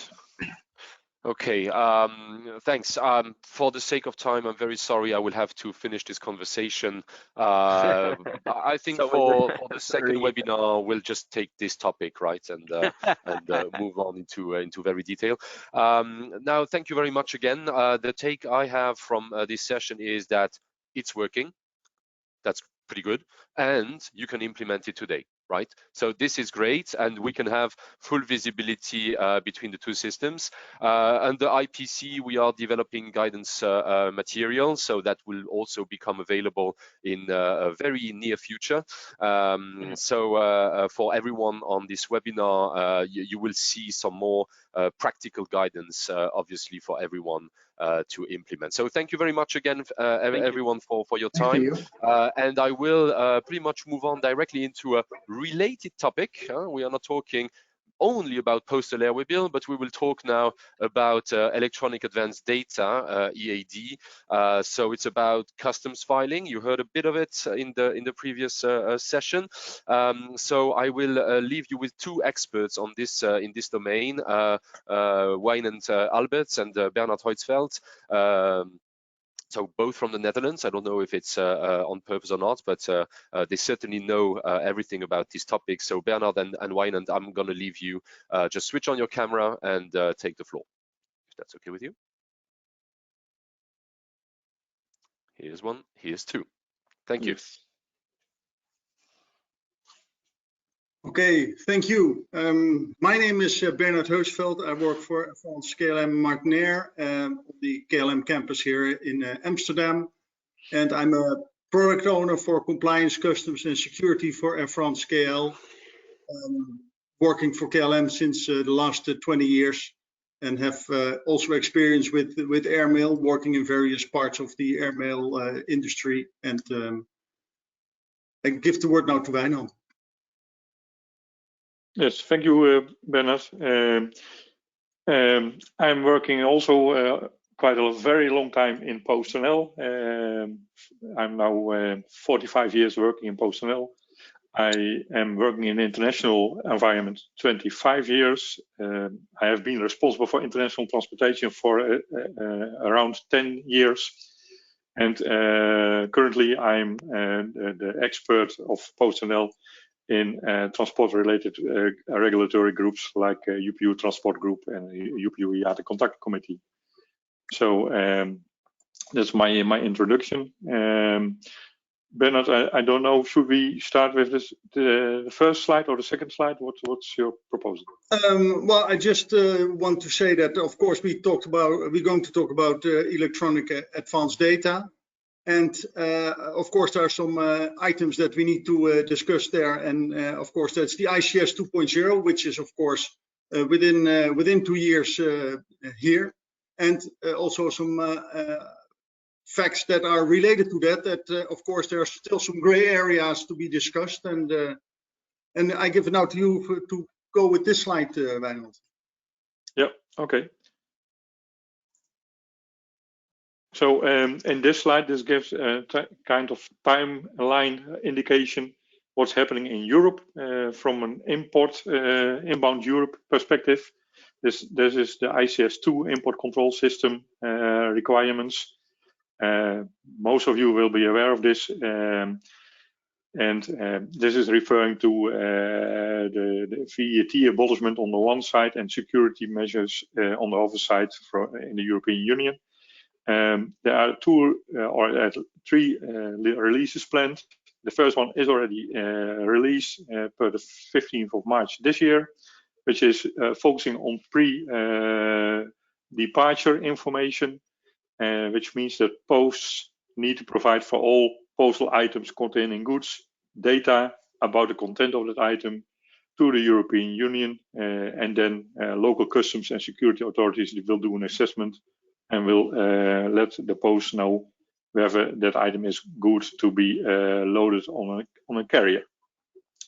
In the second release, which is planned for the 3rd of March 2023, which is within 1.5 years, then there's also an obligation for airlines that they need to document and inform the authorities in the European Union that which receptacles and which items they have on board and will be offloaded into the European Union. And the last release is a 24th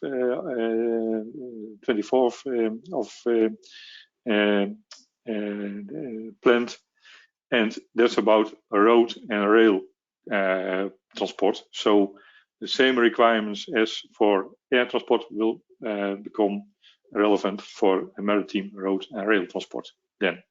But that last one, I need to say, is not scope of this presentation, and also the requirements for that last release are not that clear yet.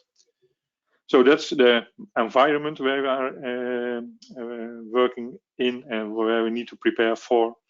And maybe we can go to the next slide to explain a little bit more. This is the basic model, which is developed for worldwide usage. What I mentioned before is about the European Union requirements, but there are also some other countries who have their requirements, like the US has their requirements.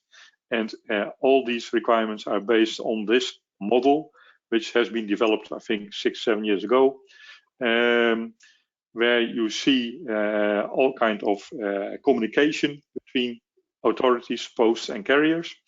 And the numbering in this case is very important because it's the order of information exchange, first of all.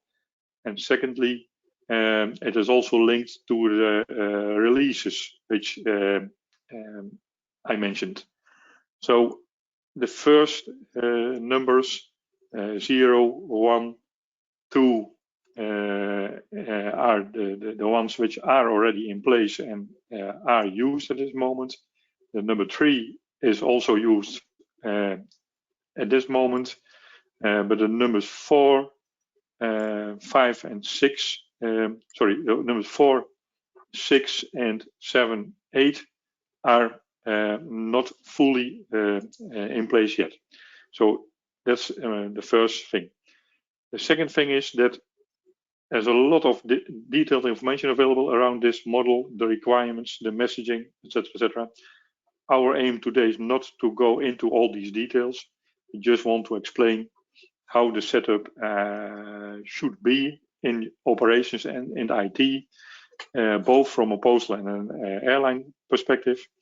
And secondly, to create awareness that how it should be, but also that there are still some subjects which are under discussion, which means that all of this is work in progress. And that's important to keep in your mind. Next slide, please. Here you see what posts need to do regarding electronic advance data before handover to a carrier. Items will be handed over by customers to a post. Then the posts ask via their systems the customer to provide information about the content of these items. And all that information about the content of the items is integrated in an ITMAT message, item at message. And the item at stands for item attribute, which means that it's all additional information to know what the content of that item is. That item information is stored in a postal system, on the one hand, and on the other hand, it will be sent to the destination customs and security authorities. That's what you see here in this slide. Then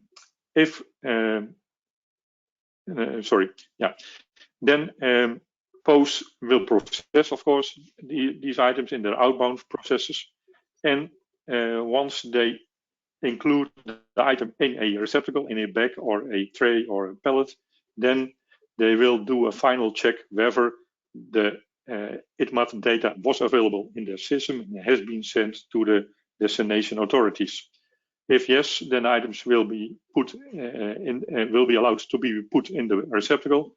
If no, then there needs to be applicable procedures to keep that item out of the receptacle and trying to collect the content data again. But that's the exception procedure. In the basics, all POS have been working and are ready to collect all the item data so that we can do the check and that we can put the items in the receptacles. Once we have these receptacles, we will send the data about the receptacles to the postal destination, and together with the already available data about the content of the items, the posts at destination and the security authorities at destination know in which receptacle what item is and what the content of that item is. Then we come to the part which is related to the airline process. Once we have the receptacles closed, we will close the dispatch, and then we will also close consignment, and we will hand over the consignment physically to the carrier. But we, of course, then do the needed security checks based on the bomb-in-the-box procedures, but also based on the feedback which we have received from the customs authorities and security authorities in the destination countries. If okay, then we will put the receptacles in the consignment, we will close consignment, and at that moment in time, the carded will be sent to the airline. And in the carded, we will have the AR flag populated, which will mean, of course, it needs to be populated positively, which will mean that all items which are in all receptacles which we hand over to the airline have been checked and are ready to be flown. So that's the happy flow process. Maybe we can go to the next slide. Yes, and here you can see it again, but a little bit more in steps. As I explained, we do collect the ITMAT data from the customers, and we send the ITMAT data in most cases immediately after we have collected it. It can differ a little bit per post, but that's in the basics what we will do.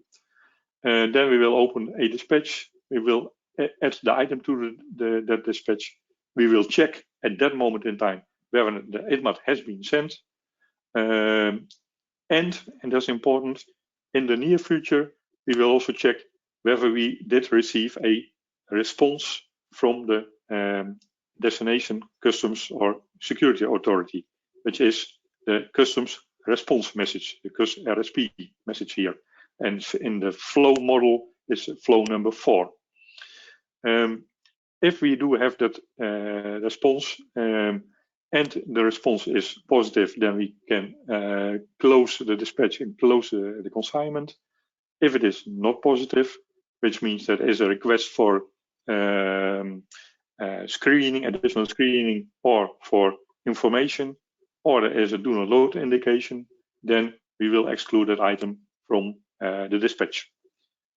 And that's what it says in the basics, more or less, in the last 4 steps.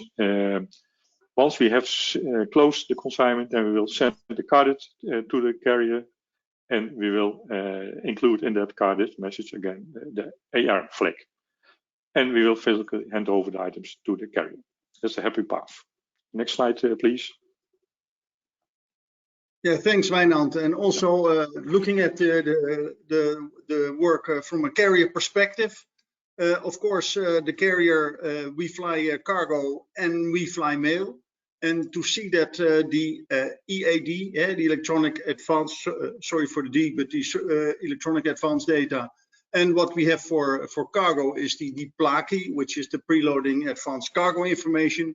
Of course, everything is in the same aircraft, and if it's mail or it's cargo, for customs and for security, it doesn't really matter because it's in an aircraft and it should be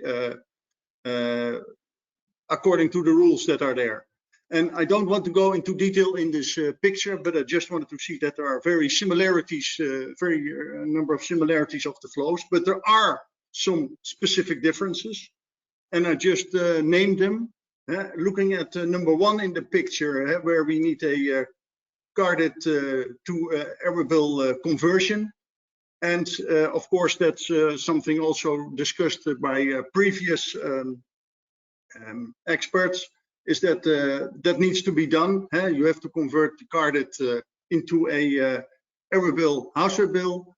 That can be done in several ways, like either it can be done by the post, it can be done by the carrier, or it can be done by a provider.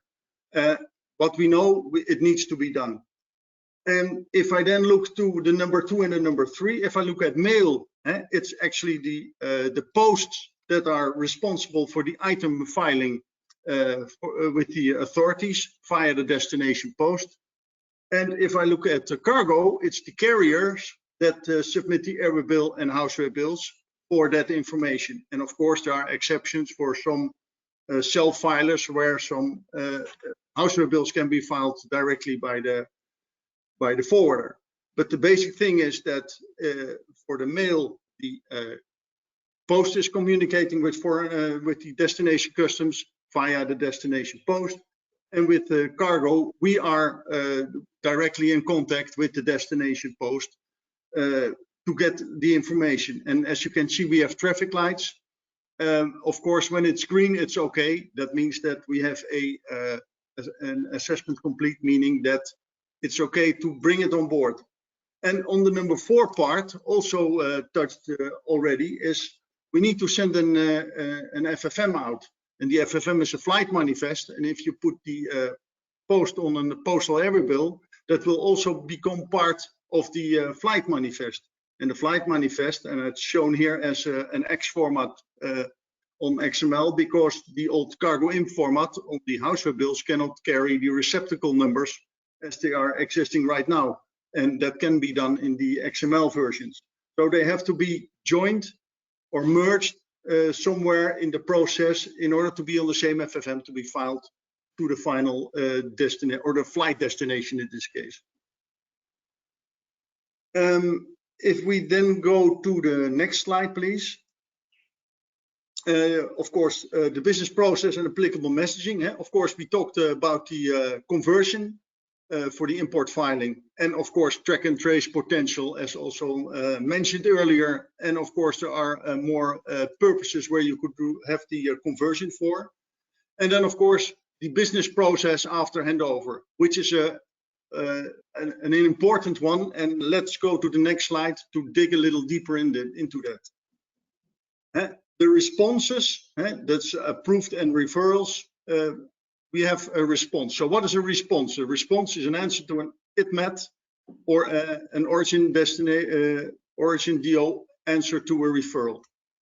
Due to the nature of the AML process, the responses of the itinerary approval request must always be given by a destination regulator and relate to the destination post, and received by the DO via the destination DO in a timely manner, not to frustrate the process. If you want to have an item sent to the destination authorities, we need to be able to get a response, because airmail is a fast process, so you cannot wait for hours and hours and hours for a response on that.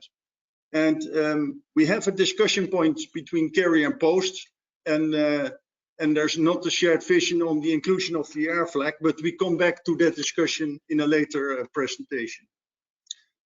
If we then go to the next slide,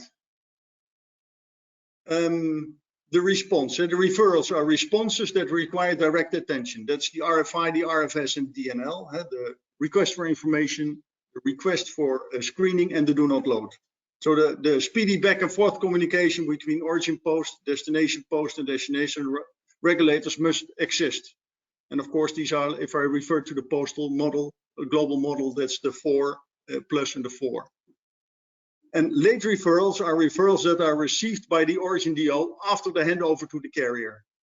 There must be case teams at origin to handle referrals that are do not load or referrals on receptacles that are too far in the process. So it's sometimes very difficult to just say from, hey, this is what we're going to do, because it depends on where in the process we get the deals about the referrals. And the discussion point between carriers and the post, and that's work in progress, there is no shared vision on the term late referral. We come back to that later in the presentation. And then if you go to the next slide, I hand back to Wijnand again. To me. Yes, to me. Yeah, thank you. Maybe referring to the last remark of Bernard, it's also important to mention that yes, we have discussion points about timing between posts and airlines, but be aware that most of these discussions are driven by the destination security and customs policies and how fast they can and will reply to the posts.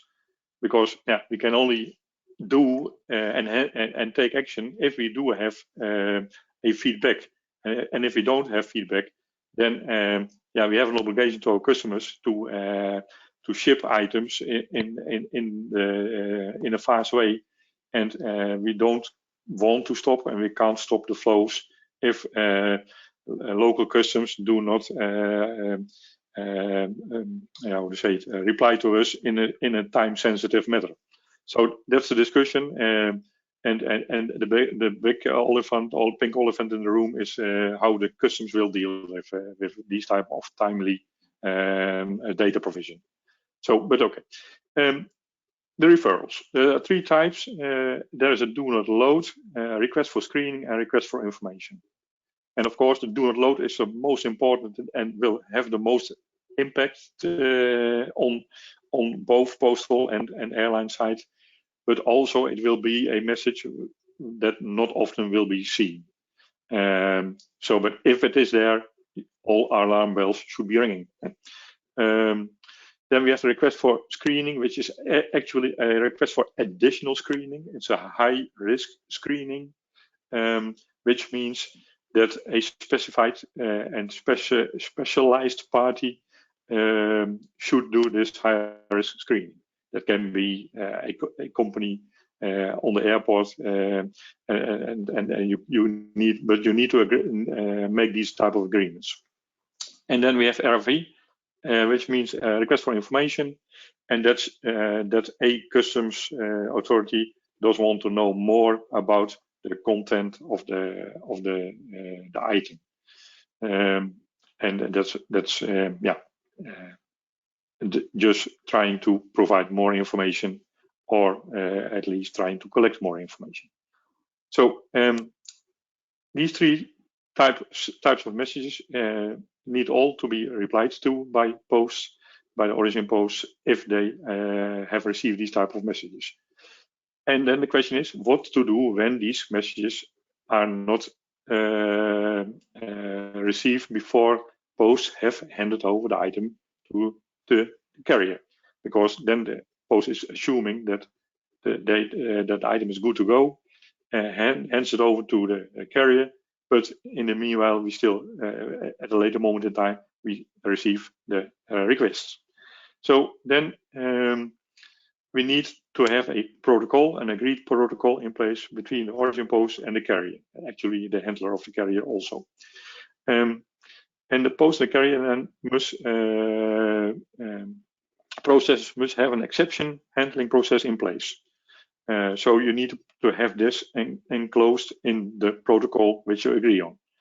And in case of the do not load, there need to be a process also and we think that it can be the existing cargo do not load process, but it's up to the posts and the carriers to have that discussion and agree on this. But that's what we think should be in place, and still a matter of discussion. But if this is in place, then you have a closed loop, and there should not be issues regarding what to do if. Maybe the next slide. Here we see the later referrals. The mail is already in the carrier domain. In case of an RFI, request for information, then the origin designated operator contacts the destination designated operator, who in its turn contacts the destination authority and acknowledges that the received or RFI and provides the additional information. So that's the happy flow when that additional information is available. If the RFI is solved, then the destination authority will respond again, and the carrier does not need to be contacted if solved in the short term. And that needs to be defined, of course. And also no new card is required because the referral is on an item level. We have already in the card included the AR flag, so then the issue is solved. But if the RFI is not resolved or requires more time than agreed, then the carrier needs to be contacted with the specific receptacle ID in which that item is, and there should be a request to offload that receptacle. And of course, we need then to take into account where in the process the receptacle at that moment in time is. If the receptacle is already in the flight, then we need to notify the destination authority and discuss the specific situation. If it's not in the flight, then the receptacle can be returned to the origin DO.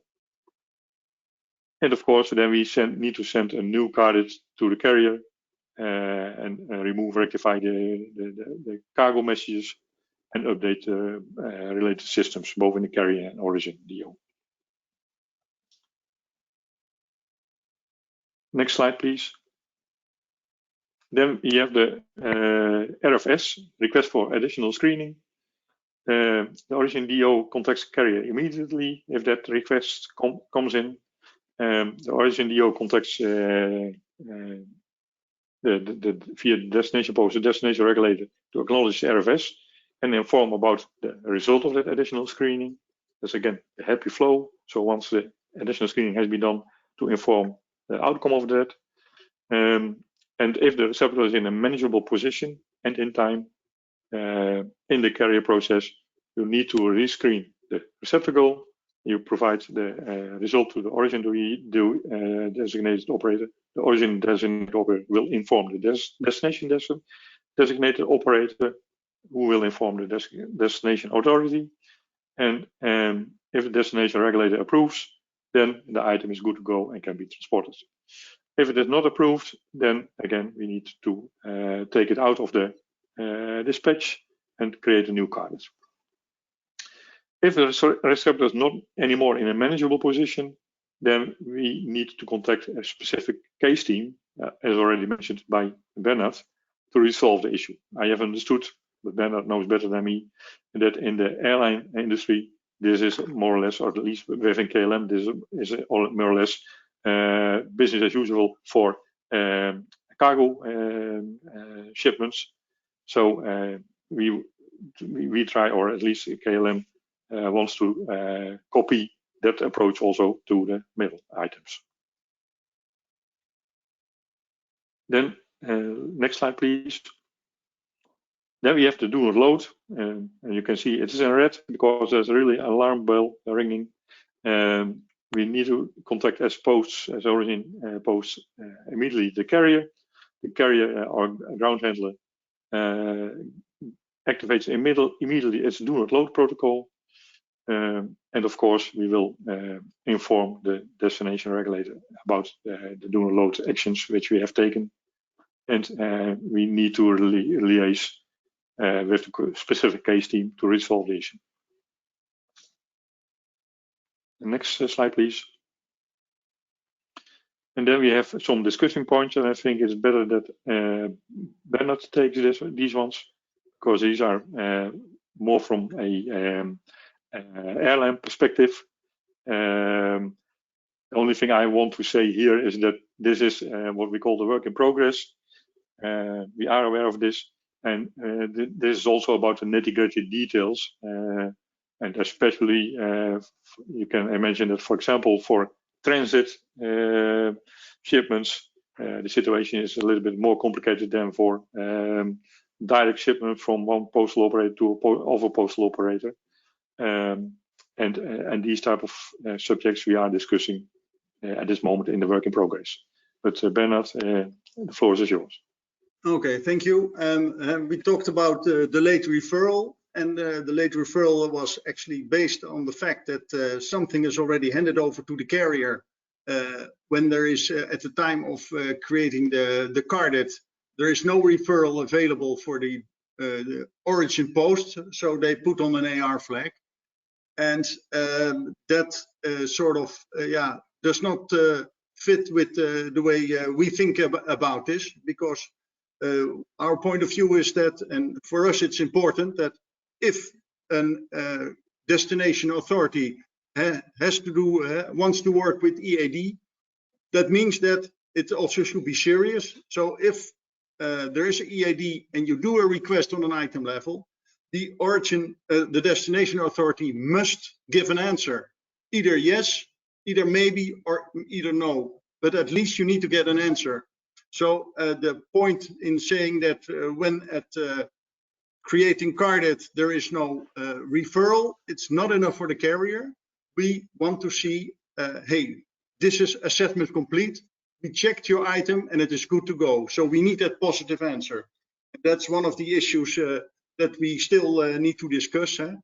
And we think that a country having EAD as a requirement must also be very adamant on that it has responsibilities to give the answers, and within reasonable time, looking at the products.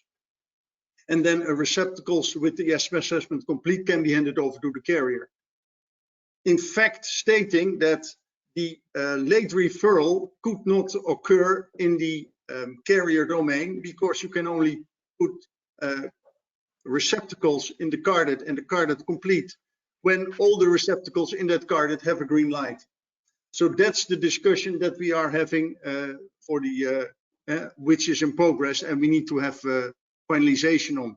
And of course, it becomes more complicated if, as KLM, for instance, we are a hub carrier. We fly from outside Europe to in Europe and then onwards to outside Europe. So if the next to the ICS, like the EU, has another country has also an EAD, then we have two EADs to reckon with, and that so we need the answer. It cannot be that you can only get a referral and then think if you do not get a referral, it's okay.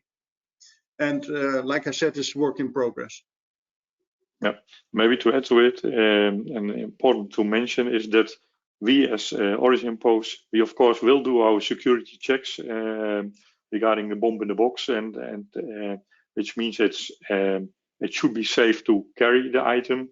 The only thing is that the destination security authorities do not want that item enters into their country. So that's the main reason why we have this discussion.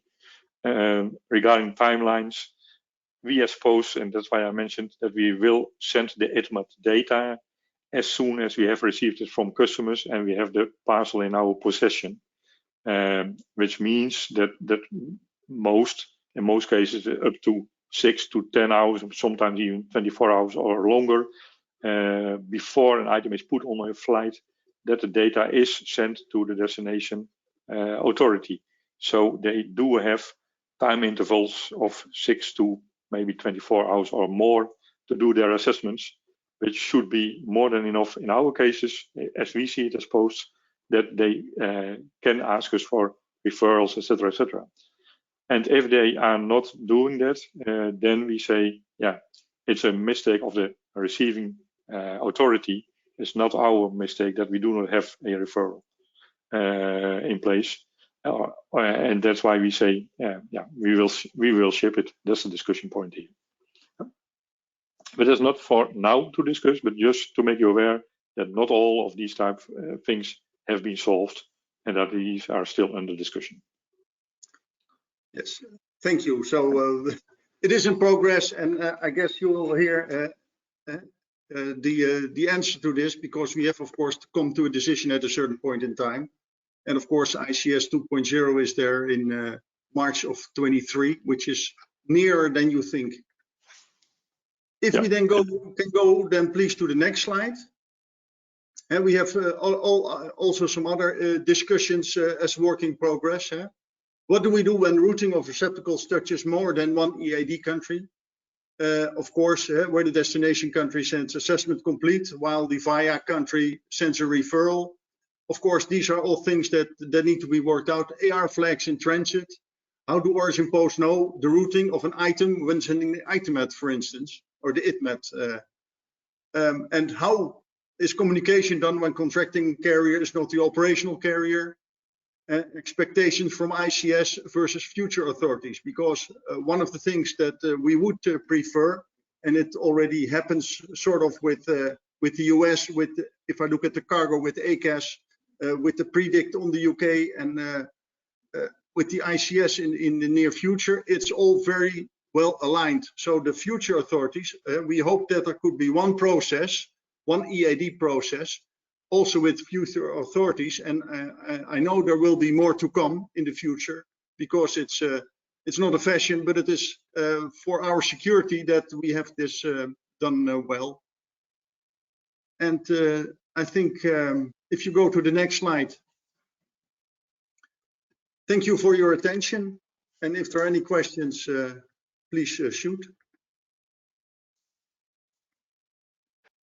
Thank you very much, Bernard. Thank you, Wijnand. It's a very interesting presentation. There are many details to go through.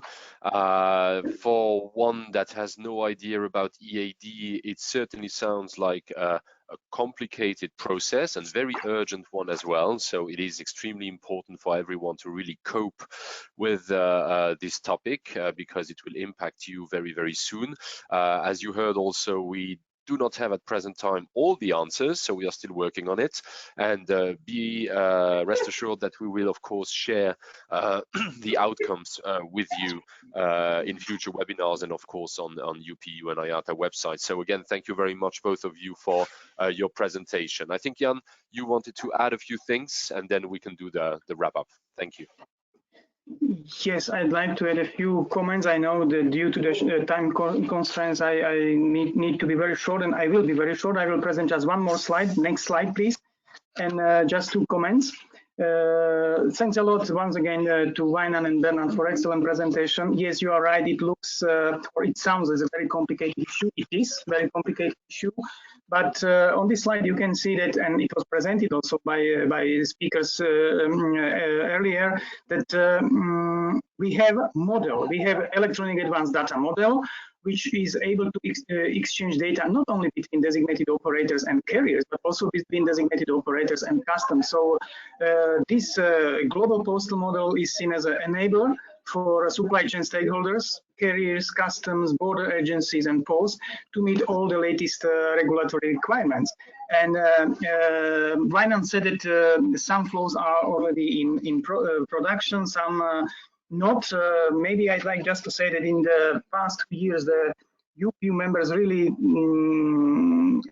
have undertaken an enormous effort to comply with these requirements. And since January 2020 until today, I think there is about 186 member countries sending ITMAT messages. It means item level data to the final destination customs.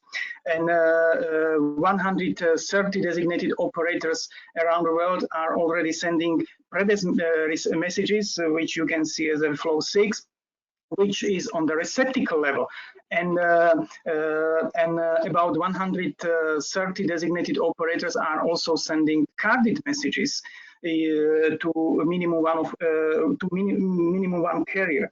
So we did a lot. We have maybe 50 carriers around the world transmitting RESD messages, able to receive carded messages. So more or less, we approved some new standards for handling of referrals through this model. We approved standard to assign AR flag into the carded message. So from the standard point of view, I think that everything is ready, but it's true that some flows must be piloted, and we would like to encourage you to be volunteers, to contact Iata Secretariat or UPU Secretariat to pilot these solutions. What I'd like to say is that when Luke mentioned a few minutes ago that data accuracy or compliance is very important, I just can confirm that it's a very serious issue for us. Now we are providing UPU compliance reports for POS on carded and also on RESD for carriers. So all carriers exchanging carded RESD messages could get free of charge compliance reports, and we improved dramatically compliance during the last few months thanks these reports and talks to carriers and to POS. So I hope that it will continue, and we will have really accurate data to be able to use this data not only for sending the data to the customs and to meet these ICS2, STOPAC and others requirements, but also to see some benefits in operations. It means to start with paper-free transport, paper-free accounting, as was already mentioned, or custom clearance. So what I'd like to say is that in the first 4 topics we presented, we tried to present you and share with you solutions. This topic is a topic still ongoing topic. We are, as Bernard mentioned, there is a work in progress. We presented just ideas, and these ideas must be still discussed during the next IATA UPU contact committee or on other forums. And I hope that we will be able to prepare soon a similar webinar to present solutions for these EAD challenges.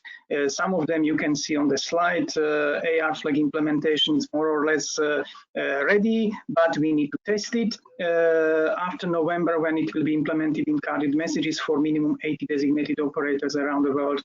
And other solutions, as you can see on the slide, most probably will be, I hope, interesting and very important topics for the next webinar.